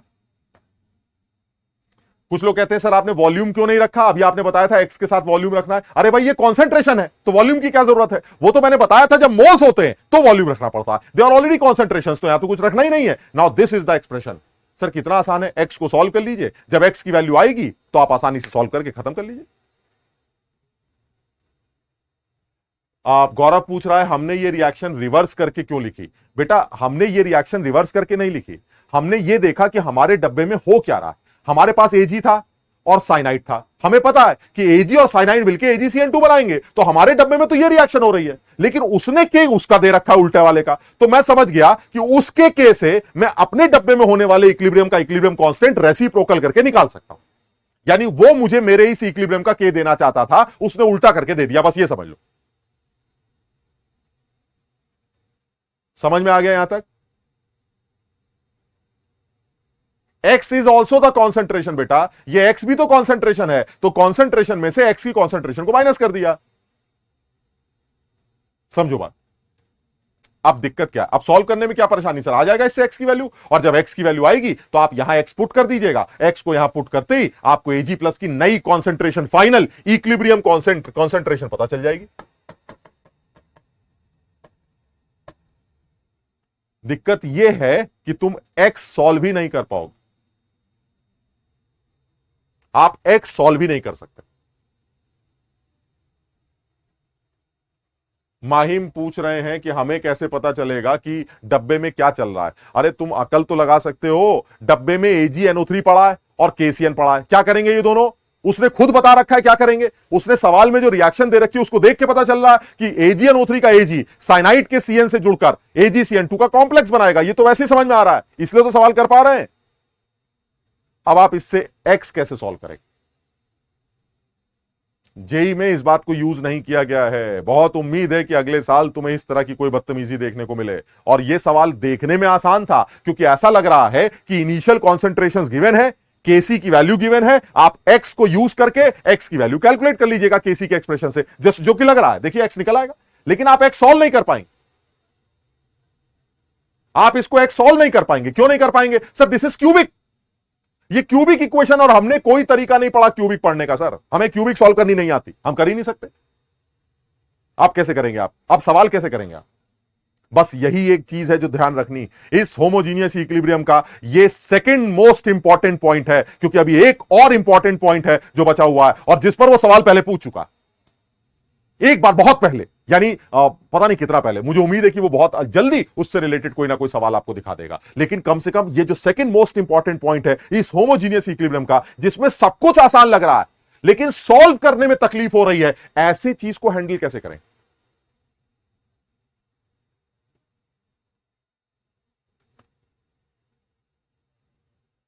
एक्स बाई वी इसलिए नहीं किया because they all are concentration. बेटा ये कॉन्सेंट्रेशन है, कॉन्सेंट्रेशन में तो वॉल्यूम ऑलरेडी होता है ना, कॉन्सेंट्रेशन मोल्स बाय वॉल्यूम होता है, तो कॉन्सेंट्रेशन में को यूज करोगे तब थोड़ी ना डिवाइड करोगे। मैंने कॉन्सेंट्रेशन दे रखी है 0.03 और 0.1, मोल्स नहीं दे रखे हैं। अगर वो मोल्स होते तो आपको वॉल्यूम से डिवाइड करना पड़ता। आप क्या करें बताइए?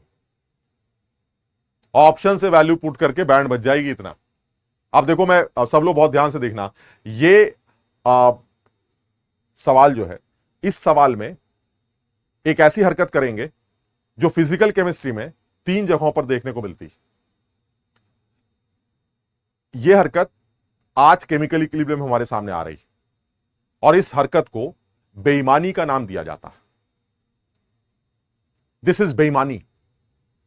इस केमिकल इक्विलिब्रियम के अंदर, ये होमोजीनियस इक्विलिब्रियम के अंदर जब इस तरह की कोई बात आती है उसे बेईमानी कहा जाता है, लेकिन ये लॉजिकल बेईमानी होती है। अब तुम जरा ध्यान से सुनना, आप ये बताइए इस इक्विलिब्रियम का इक्विलिब्रियम कांस्टेंट की शक्ल देखिए जरा, आप कैसी दिख रही है? 10⁻19। छोटा नंबर है, बड़ा नंबर है?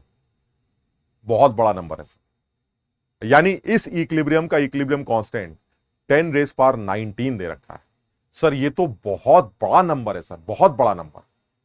क्या मतलब हुआ इस बात का? सर इसका मतलब यह हुआ कि ये रिएक्शन इस इक्विलिब्रियम कांस्टेंट को अटेन करने के लिए फॉरवर्ड भागती जाएगी, भागती जाएगी, भागती जाएगी। सर के की वैल्यू बड़ी लाने के लिए AgCN2 बड़ा और ये दोनों बहुत छोटे होने पड़ेंगे। इसका मतलब ये रिएक्शन फॉरवर्ड चलती जाएगी, चलती जाएगी, चलती जाएगी। तो अरे सर कभी ना कभी तो इक्विलिब्रियम आएगा ना, तो आप आंसर कैसे निकालेंगे? आंसर तो ऐसे निकालेंगे जैसे करना है ना। बेईमानी करूंगा मैं। क्या बेईमानी करूंगा? बेईमानी ये करूंगा कि ये रिएक्शन इतनी फॉरवर्ड चली जाएगी कि मैं ये अज्यूम कर रहा हूं, बेईमानी सुनना जरा, बेईमानी मैं ये अज्यूम करता हूं कि ये एक आदमी इन दोनों में से खत्म हो जाए, एक आदमी खत्म हो जाए। तो मैंने कहा कौन खत्म होगा? कह रहा अरे तुम्हें लिमिटिंग रेजेंट निकालना नहीं आता, तुम साफ समझ में आ रहा है 0.03/1 and 0.1/2, द छोटा number is 0.03, so Ag+ will limiting, now Ag+ will be finished। तुमको कह रहे सर कैसी बातें कर रहे हैं, एजी प्लस की तो कॉन्सेंट्रेशन सवाल में निकालनी है, उसी को फिनिश कर दिया आपने। सुनो बेमानी, बेमानी पर ध्यान रखना। बेमानी क्या है? बेमानी ये है, x less than x very less नहीं है। मयंक ध्यान से सुनो। अब आप कोई भी आदमी कुछ ना बताए, क्योंकि अगर वो नहीं पता है तो आप नहीं सीख पाएंगे। आप सीखिए ये बेमानी क्या है। बेमानी ये है कि इस इक्विलिब्रियम का इक्विलिब्रियम कांस्टेंट इतना बड़ा है कि मैं ये अज्यूम कर रहा हूं कि ये रिएक्शन ऑलमोस्ट कंप्लीट हो जाएगी, और कंप्लीट होते ही एजी प्लस का अमाउंट जीरो हो जाए। तुमने कहा सर आंसर, आंसर तो जीरो नहीं आएगा। हाँ, आंसर जीरो नहीं आएगा। अब सुनो क्या कर रहा हूं, इसके अमाउंट को जीरो मान लिया मैंने, है नहीं? अरे है हो जाएगा तो आंसर गलत हो जाएगा ना। जीरो मान लो कि सर एजी प्लस खत्म हो जाए, मान लेते हैं जीरो। और जैसे ही आप इसको जीरो मानेंगे, समझना जरा, माना है, जीरो रखा नहीं है, जीरो माना है। जैसे ही आप इसको जीरो मानेंगे, आपके अंदर से आवाज आएगी एक्स की वैल्यू तो 0.03 आ रही। समझना जरा बात को, बहुत ध्यान से समझना। यानी मैंने इस एजी प्लस को जीरो माना, और मानते ही मुझे पता चला रे एक्स की वैल्यू तो 0.03 है, और मैंने वो एक्स उठा के यहां पुट कर दिया। अब जरा ध्यान से देखना, जब मैं ये एक्स उठा के यहां पुट करूंगा तो ये 0.03 आएगा। नीचे जब तुम एक्स को 0.03 रखोगे तो ये जीरो हो जाएगा। तुम कहोगे लो सर फंस गया मामला, ये तो जीरो हो जाएगा, फिर ये इंफिनिटी हो जाएगा, क्या कर रहे हैं। अब तुम सुनो, इसको जीरो माना था मैंने, 0.03 माइनस एक्स को जीरो माना था, लेकिन जब जीरो रखने की बारी आई उसको जीरो, तो मैंने उसको वाई रख दिया, और मैंने क्या बोला, y is almost zero, not zero. And this is the बेमानी। यानी तुमने जीरो माना, उससे x निकाल लिया, और जब जीरो रखने की बारी आई तो तुमने y रख दिया, ये कह के कि y जीरो जैसा है लेकिन जीरो नहीं है। समझो बात। यानी जैसे ही तुम यहां y रखोगे और ये हो जाएगा 0.1 माइनस 2x, और x की वैल्यू कितनी निकाली थी, 0.03, यानी 2 इंटू 0.03 का square. And this is 1/4 into 10⁻19। तुम बताओ, इससे y की वैल्यू नहीं आ जाएगी? कितनी आसानी से y सॉल्व किया जा सकता है, और यही y वो होगा जो आपका Ag प्लस का फाइनल कॉन्सेंट्रेशन होगा। तुम इसकी वैल्यू निकाल के अभी देखो, लगभग जीरो जैसी नजर आएगी, तुम्हें निकाल के देखो तो।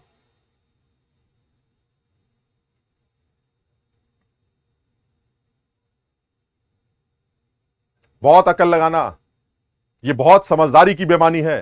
कोई कहेगा सर ये बेमानी तो हमेशा लगेगी ना, ये बेमानी सिर्फ इसलिए लग रही है क्योंकि के की वैल्यू बहुत बड़ी, के इतना बड़ा है कि तुमने ये बेमानी कर ली कि ये रिएक्शन ऑलमोस्ट खत्म हो जाएगी। खत्म हो जाएगी तो एजी प्लस जीरो हो जाएगा, लेकिन जीरो जैसा होगा जीरो नहीं होगा। यानी एक बार उसको जीरो माना तो एक्स की वैल्यू निकाली, और जब जीरो रखने की बारी आई तो वाई रख के बोल दिया ये जीरो नहीं भैया, जीरो जैसा है। और आंसर सॉल्व करके देखिए, इट इज ऑलमोस्ट जीरो। आप सॉल्व करके देखिए, मुझे जहां तक याद आ रहा है इसका आंसर 7.5 इंटू 10⁻18 मोलर आएगा, ऑलमोस्ट।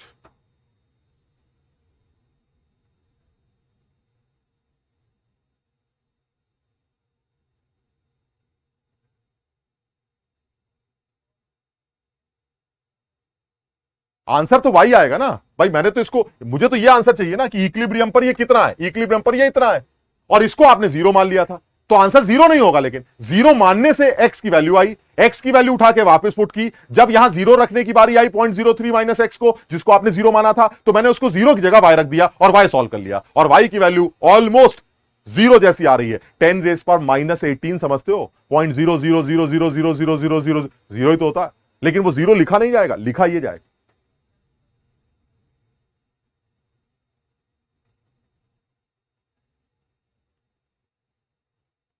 सब लोग इसको समझना यार, ये केमिकल इक्विलिब्रियम में होमोजीनियस इक्विलिब्रियम का एक इंपॉर्टेंट पोर्शन है, जिसमें इक्विलिब्रियम कांस्टेंट इतना बड़ा दिया जाता। और पता नहीं तुम मेरी बात सुन रहे हो या याद भी रख रहे हो कि नहीं रख रहे हो, अब मुझे समझ में नहीं आ रहा सारे लोग पढ़ रहे हैं कि नहीं पढ़ रहे हैं, लेकिन मैं तुम्हें बताऊं एक इंपॉर्टेंट इंफॉर्मेशन ये है कि जब कभी भी किसी कॉम्प्लेक्स के फॉर्मेशन का सवाल आता तो उसका के बहुत बड़ा होता ही होता।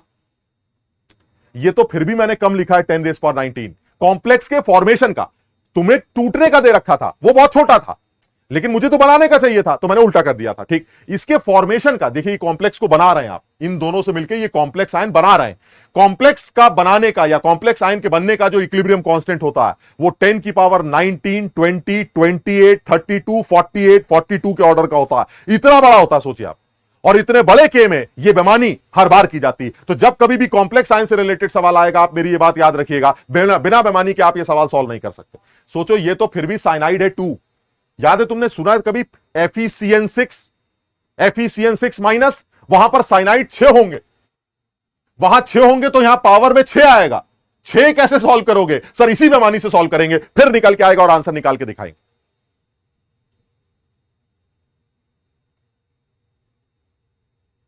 शीतल पूछ रही है Ag प्लस लिमिटिंग रेजेंट कैसे बना बेटा? बेटा देखो, Ag प्लस को लिमिटिंग नहीं बोल रहा हूं मैं, ये बोल रहा हूं कि अगर ये रिएक्शन का K बहुत बड़ा है तो इसका मतलब ये रिएक्शन सामने भागती जाएगी, भागती जाएगी, भागती जाएगी, भागती जाएगी, भागती जाएगी, तो हो सकता है एक आदमी खत्म हो जाए। तो मैंने कहा भाई कौन खत्म हो जाएगा? कह रहा सर वही लिमिटिंग रेजेंट। कैसे निकालते थे limiting reagent? Moles divided by stoichiometric coefficient, this is 0.03/1 and this is 0.1/2। कौन हुआ लिमिटिंग रेजेंट? जो छोटा नंबर है। छोटा नंबर कौन सा है? Ag plus. यानी मैंने मान लिया कि तुम खत्म हो जाओगे, सिर्फ मैंने माना है, आंसर नहीं लिखा है कि तुम जीरो हो जाओगे, मैंने माना कि तुम जीरो हो गए। जैसे ही मैंने जीरो माना तो मुझे यह पता चल गया कि अगर मैं तुम्हें जीरो मान लेता हूं तो x की वैल्यू 0.03 आ जाएगी, because this will be zero, so x will be 0.03। एक काम खत्म हो गया। अच्छा, अब मैं आ गया यहां पर, मैंने कहा x को 0.03 रख दो, तो उसने कहा जैसे ही x को 0.03 रखोगे तो नीचे वाला टर्म तो इनफाइनाइट हो जाएगा, जीरो हो जाएगा। कह रहा नहीं नहीं, ऊपर वाले को 0.03 रखो, नीचे वाले 0.03 माइनस x, जिसको तुमने जीरो माना था, जिसको तुम जीरो जैसा कह रहे थे, अब आप उसको जीरो मत रखिएगा, अब आप उसको y रख दीजिएगा और नीचे लिख दीजिएगा y is not zero, y is almost zero. यानी जीरो मानकर x निकाला और जब जीरो रखने की बारी आई तो जीरो की जगह y रख दिया और यह कह दिया कि यह y जीरो जैसा है, जीरो नहीं। कितनी आसानी से आप इतने गंदे इक्वेशन को सॉल्व कर सकते हैं इस छोटी सी बेमानी से। और इस बेमानी को मैं लॉजिकल इसलिए मानता हूं क्योंकि के बहुत बड़ा था, अगर ये के बड़ा नहीं होता तो आप ये सवाल सॉल्व नहीं कर सकते।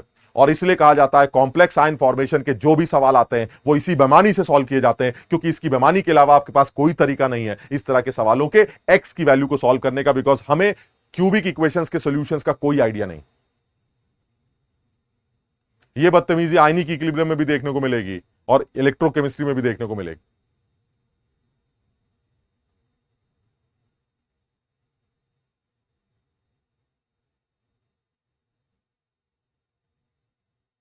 समझ में आ गया सबके? क्लियर है?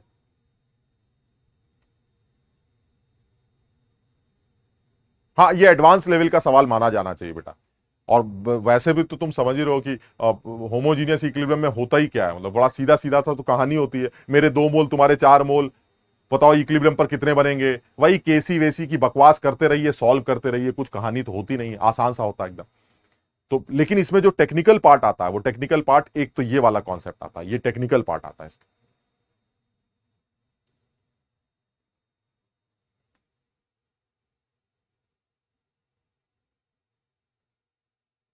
ठीक।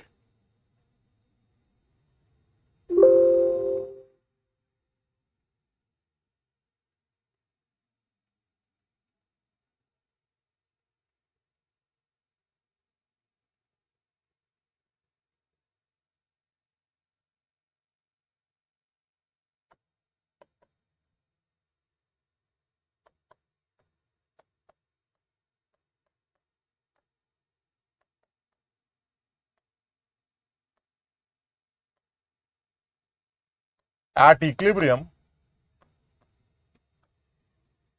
all the species have 2 moles each. Find out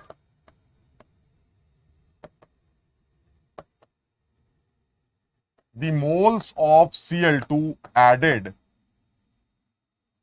so that at new equilibrium, at constant temperature and pressure, volume of the system is doubled.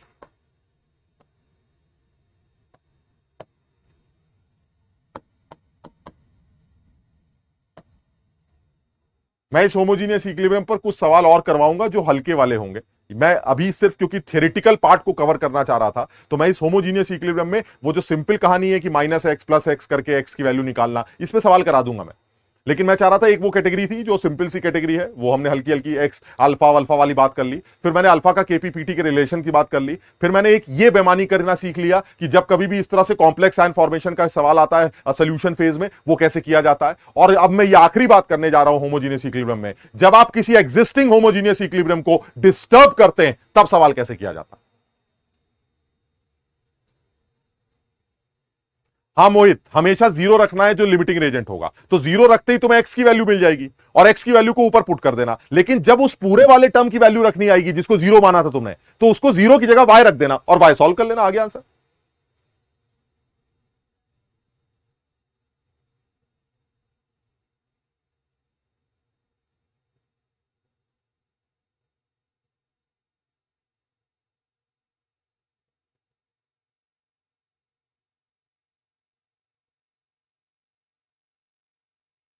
बेटा बस ये वाला सवाल एक बार नोट कर लो, है ना, इस सवाल को सिर्फ एक बार नोट कर लो, एक बार समझ लो, उसके बाद मैं इसका डिस्कशन, जैसा कि लग रहा है तुम भी थक चुके हो, कुछ बच्चे बेचारे कह रहे हैं छुट्टी कर दीजिए, तो अभी कर देंगे। पहले तुम इस सवाल को नोट कर लो, पहले इस बात को समझ लो, फिर इसको सॉल्व कैसे करेंगे, या तो अगर अभी कर सकते हैं अभी करेंगे, नहीं तो अगली क्लास में करेंगे। तुम सिर्फ इस सवाल को समझने की कोशिश करो। मैं ये लास्ट कैटेगरी बताना क्या चाह रहा हूं होमोजीनियस, लास्ट कैटेगरी सिर्फ मैं इतना बताना चाह रहा हूं कि जब अब आप ध्यान से देखिए, यहां पर तो ऑलरेडी इक्विलिब्रियम बना हुआ है, ये देखिए एट इक्विलिब्रियम, यानी इक्विलिब्रियम ऑलरेडी बना हुआ है, तीनों लोगों के दो दो दो मोल हैं इक्विलिब्रियम पर, तीनों लोगों के दो दो दो मोल हैं, ठीक।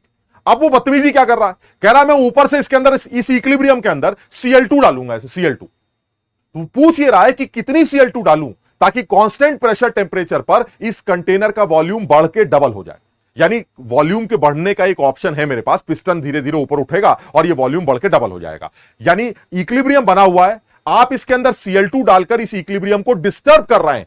वो ये कह रहा है कि किसी एग्जिस्टिंग केमिकल इक्विलिब्रियम को डिस्टर्ब करने का इस तरह का सवाल डील कैसे किया जाता है। This is the last category of homogeneous equilibrium.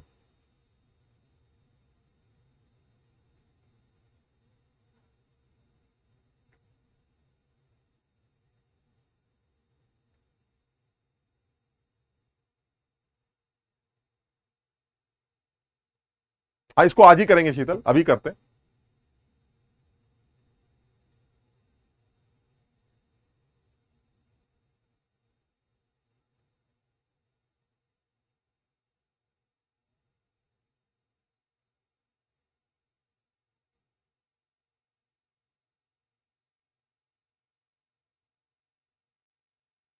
अकल लगाओ, जरा दिमाग लगाओ सब लोग। देखो समझ में तब आएगा जब तुम्हें यह समझ में आएगा कि इस सवाल में कहा क्या गया है।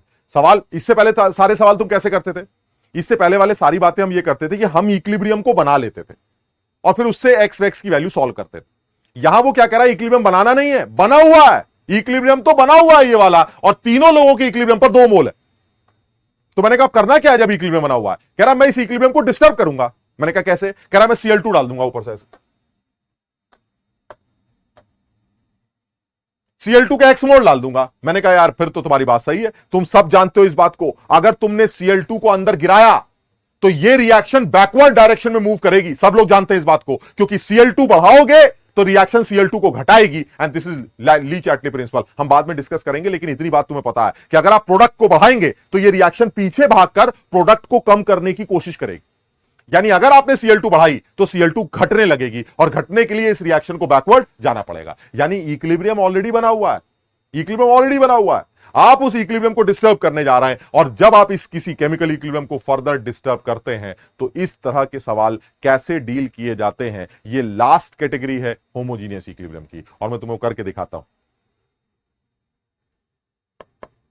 ये PCl5 है, इसका ये इक्विलिब्रियम ऑलरेडी बना हुआ है। अब जरा ध्यान से देखना, ये है T is equal to T equilibrium old, यानी पहले वाला जो इक्विलिब्रियम बना हुआ है, उस टाइम पर इन तीनों के दो दो दो मोल, ठीक है। इनके तीनों के दो दो दो मोल देखकर तुम्हें क्या केसी निकालना नहीं आता? जब ये इक्विलिब्रियम के मोल्स हैं तो केसी भी तो निकाल सकते हो। हां सर केसी निकाल सकते हैं, ये देखिए K C is equal to 2/v into 2/v upon 2/v। Sir K C की वैल्यू 2/v आ जाएगी। केसी 2/v रहेगा क्योंकि टेम्परेचर कांस्टेंट है, केसी हमेशा 2/v रहेगा। आपको क्लोरीन डाल लिया, आप क्लोरीन डल जाइए, आपको खुद अंदर जाना है आप खुद अंदर चले जाइए, केसी 2/v रहेगा, इसमें कोई अंतर नहीं आएगा। समझ में आ गया ये? चलिए ठीक है, अब क्या करें? वो कह रहा है सर ये तो चलिए इक्विलिब्रियम की कहानी है जो आपका बना हुआ है, इक्विलिब्रियम के मोल्स को यूज करके आपने केसी निकाल लिया 2/v। अब क्या करना है? कह रहा है इसके अंदर Cl2 डालूंगा। तो मैंने कहा जैसे ही आप इसके अंदर Cl2 डालेंगे आप क्लोरीन के नए मोल 2+x होंगे, ये 2 रहेगा और ये 2 रहेगा। अब मुझे सोच के जवाब देना कि जैसे ही क्लोरीन x मोल अंदर जाएगी तो क्या ये इक्विलिब्रियम, क्या ये अब इक्विलिब्रियम पर होगा? नहीं सर, जब क्लोरीन x गिरेगी तो ये रिएक्शन डिस्टर्ब हो जाएगी, डिस्टर्ब होने से ये पीछे भागेगी। यानी ये जो सिचुएशन लिखी है आपने, this is not equilibrium situation, this is T is equal to T disturbance. ये डिस्टरबेंस का टाइम है सर, ये इक्विलिब्रियम का टाइम नहीं है। जब आप इसके अंदर x गिराएंगे तो ये रिएक्शन पीछे भागना शुरू करेगी। अच्छा, जब ये पीछे भागना शुरू करेगी तो ये घटने लगेगा, ये भी घटने लगेगा और ये बनने लगेगा। चलिए ठीक है सर, इसको कुछ घटा देते हैं, 2+x minus y, 2 minus y and this will be 2+y। समझो बात? जब कभी भी किसी एग्जिस्टिंग इक्विलिब्रियम को डिस्टर्ब किया जाता है तो दो अननोन्स आते हैं, एक x का और एक y का। x का वो जो तुमने डाला और y का वो जो इक्विलिब्रियम बनाने के लिए वापस गया। फिर से समझो भाई, सब लोग अकल लगाओ भाई। आपके इक्विलिब्रियम के दो दो दो मोल तो दे रखे थे, तो आपने सबसे पहले केसी निकाल के अलग कर लिया, ठीक। फिर वो कह रहा है कि मैं इसके अंदर कितनी क्लोरीन डालूं, तो मैंने कहा ठीक है x डाल दो, लेकिन तुम जानते हो इस बात को कि जैसे ही मैं x क्लोरीन डालूंगा ये रिएक्शन डिस्टर्ब हो जाएगी। डिस्टर्ब होते ही ये पीछे भागने लगेगी, तो पीछे जब भागेगी तो कुछ घटेगा ना भाई। x डाला, फिर उसमें से कुछ घटेगा, तो y घटेगा यहां से, y घटेगा यहां से और y बनेगा यहां पर। Now they are the new equilibrium moles. ये नए इक्विलिब्रियम के मोल्स होंगे जो इक्विलिब्रियम नए इक्विलिब्रियम पर बने होंगे। बताओ समझो कि नहीं? यानी शुरू वाले इक्विलिब्रियम के, and this is T is equal to T equilibrium new. ये नया इक्विलिब्रियम, वो पुराना इक्विलिब्रियम, और बीच में जब तुमने x मोल डाले तो वो डिस्टरबेंस। सर नया जो इक्विलिब्रियम बनेगा उसका भी तो केसी 2/v ही होगा। हां सर, केसी तो वही रहेगा, तो नए इक्विलिब्रियम का केसी निकालकर 2/v से इक्वेट कर देते हैं। लेकिन सर एक गड़बड़ है, दो अननोन्स हैं। एक केसी के एक्सप्रेशन बनेगा मैं तो मानता हूं, एक और इक्वेशन चाहिए ताकि x और y दोनों सॉल्व हो सके। वो कैसे करेंगे? सर सबसे पहले आप केसी का एक्सप्रेशन बनाइए, दूसरा बाद में देखेंगे। तो चलिए केसी का एक्सप्रेशन बनाते हैं। केसी का एक्सप्रेशन बनेगा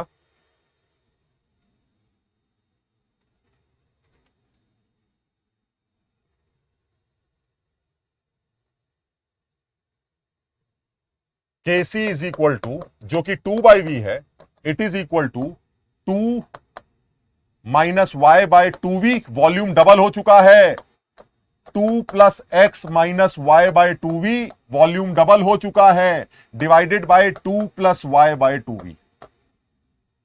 सब लोग समझे क्या किया मैंने? ये मैंने केसी का एक्सप्रेशन बनाया, लेकिन केसी वही रखा 2/v, केसी नहीं बदलेगा। और PCl3 की कॉन्सेंट्रेशन इंटू Cl2 की अपॉन PCl5 की कॉन्सेंट्रेशन ये। लेकिन सर इसमें फिर वही है ना, एक गड़बड़ है। गड़बड़ यही है कि भाई ये तो x और y दो अननोन्स है सर, सॉल्व कैसे करेंगे आप? x और y दो अननोन्स कैसे निकाल के आएंगे? v तो कैंसिल हो गया सर, v की कोई टेंशन नहीं है, ये v तो कैंसिल हो रहा है, v तो सारे कट जाएंगे। x और y दो अननोन से सॉल्व कैसे होगा? सॉल्व होगा। अब तुम ध्यान से देखो जरा, क्या मैंने प्रेशर बदला? ना। क्या टेम्परेचर बदल रहा है? ना। तो फिर वॉल्यूम कैसे डबल हो रहा है? प्रेशर बदल नहीं रहा, वॉल्यूम बदल नहीं रहा, सॉरी टेम्परेचर बदल नहीं रहा, प्रेशर बदल नहीं रहा, तो वॉल्यूम कैसे दुगना हो गया? सर वॉल्यूम दुगना इसलिए हो गया क्योंकि मोल्स दुगने हो गए होंगे। समझो, यानी at new equilibrium at constant temperature pressure conditions, volume is getting doubled only because of moles are doubled. Mole double होंगे तभी वॉल्यूम डबल होगा। और शुरू में मोल कितने थे? 2 + 2 + 2 6, तो अब मोल कितने होंगे सर? अब मोल 12 होंगे, यानी इनिशियल मोल्स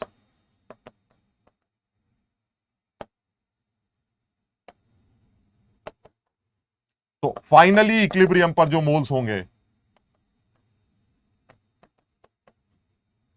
12। खत्म हो गया भाई, अब तो कुछ करना ही नहीं है। फाइनली इक्विलिब्रियम के जो टोटल मोल्स हैं वो 12 है। और तुम्हारे हिसाब से इक्विलिब्रियम के टोटल मोल्स कितने होने चाहिए? मेरे हिसाब से इक्विलिब्रियम पर टोटल मोल्स ये होने चाहिए, इन तीनों का सम 12 होना चाहिए। और ये शुरू वाले मोल हैं, ये देखिए 6, यानी शुरू वाले 2 + 2 + 2 हैं और बाद वाले 2 + y + 2 - y + 2 + x - y हैं। इन दोनों तीनों का सम अब 12 से इक्वेट हो जाएगा। एक इक्वेशन ये बन जाएगी, दूसरी इक्वेशन केसी की बन चुकी है, दोनों को सॉल्व कर लीजिए, खेल खत्म हो जाएगा। यानी अब जो नई इक्वेशन बनेगी वो बनेगी 2 + y + 2 - y + 2 + x - y = 12। आप ध्यान से देखिए, y कैंसिल हो जाएगा, ये आ जाएगा x - y = 6। ये मेरी सेकंड इक्वेशन है, ये मेरी फर्स्ट इक्वेशन है। फर्स्ट और सेकंड को सॉल्व कर लो, x की वैल्यू आ जाएगी और x की वैल्यू 20/3 मोल्स आएगी। यानी जब क्लोरीन के 20/3 मोल डाले जाएंगे तब एट कांस्टेंट प्रेशर टेंपरेचर उस सिस्टम का वॉल्यूम डबल हो जाएगा।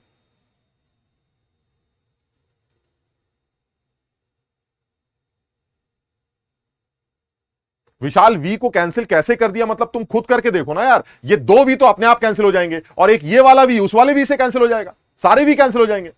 ये कैसे सवाल पूछते हो? मतलब एक बच्चा आईआईटी की तैयारी कर रहा है और सवाल का लेवल देखिए क्या है। वी कैसे कैंसिल हो गया, करके देखो, अपने आप पता चल जाएगा। यहां से वी कैंसिल हो गया, आपने दूसरी इक्वेशन क्या बनाई? सर मोल्स डबल हो जाएंगे, तो डबल मोल्स की एक इक्वेशन बना ली। पहले वाले मोल 6 थे, अब वाले मोल 12 हो जाएंगे, तो मैंने सारे मोल्स को इक्वेट करके 12 से इक्वेट कर दिया। एक्स और वाई की एक इक्वेशन यह आ गई, एक्स और वाई की एक इक्वेशन यहां से आ जाएगी, दोनों को आपस में सॉल्व कर लेंगे, एक्स भी आ जाएगा, वाई भी आ जाएगा। और एक्स क्या था? एक्स ही तो वो मोल्स थे जो तुमने ऐड किए थे। देखो जरा, एक्स ही तो वो मोल्स हैं जो तुमने ऐड किए हैं और वही मुझे निकालना है। यानी फाइनली एक्स की वैल्यू 20/3 आएगी। And the answer is when you add 20/3 moles of chlorine at constant pressure and temperature, the volume of this system will be doubled. समझो बात।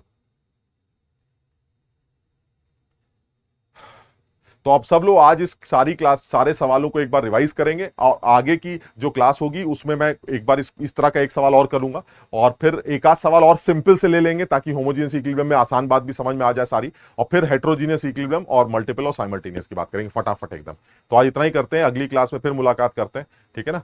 तो इसको एक बार पढ़ लेना सही से, है ना? तो एक बार नेक्स्ट क्लास में मिलते हैं। Thank you.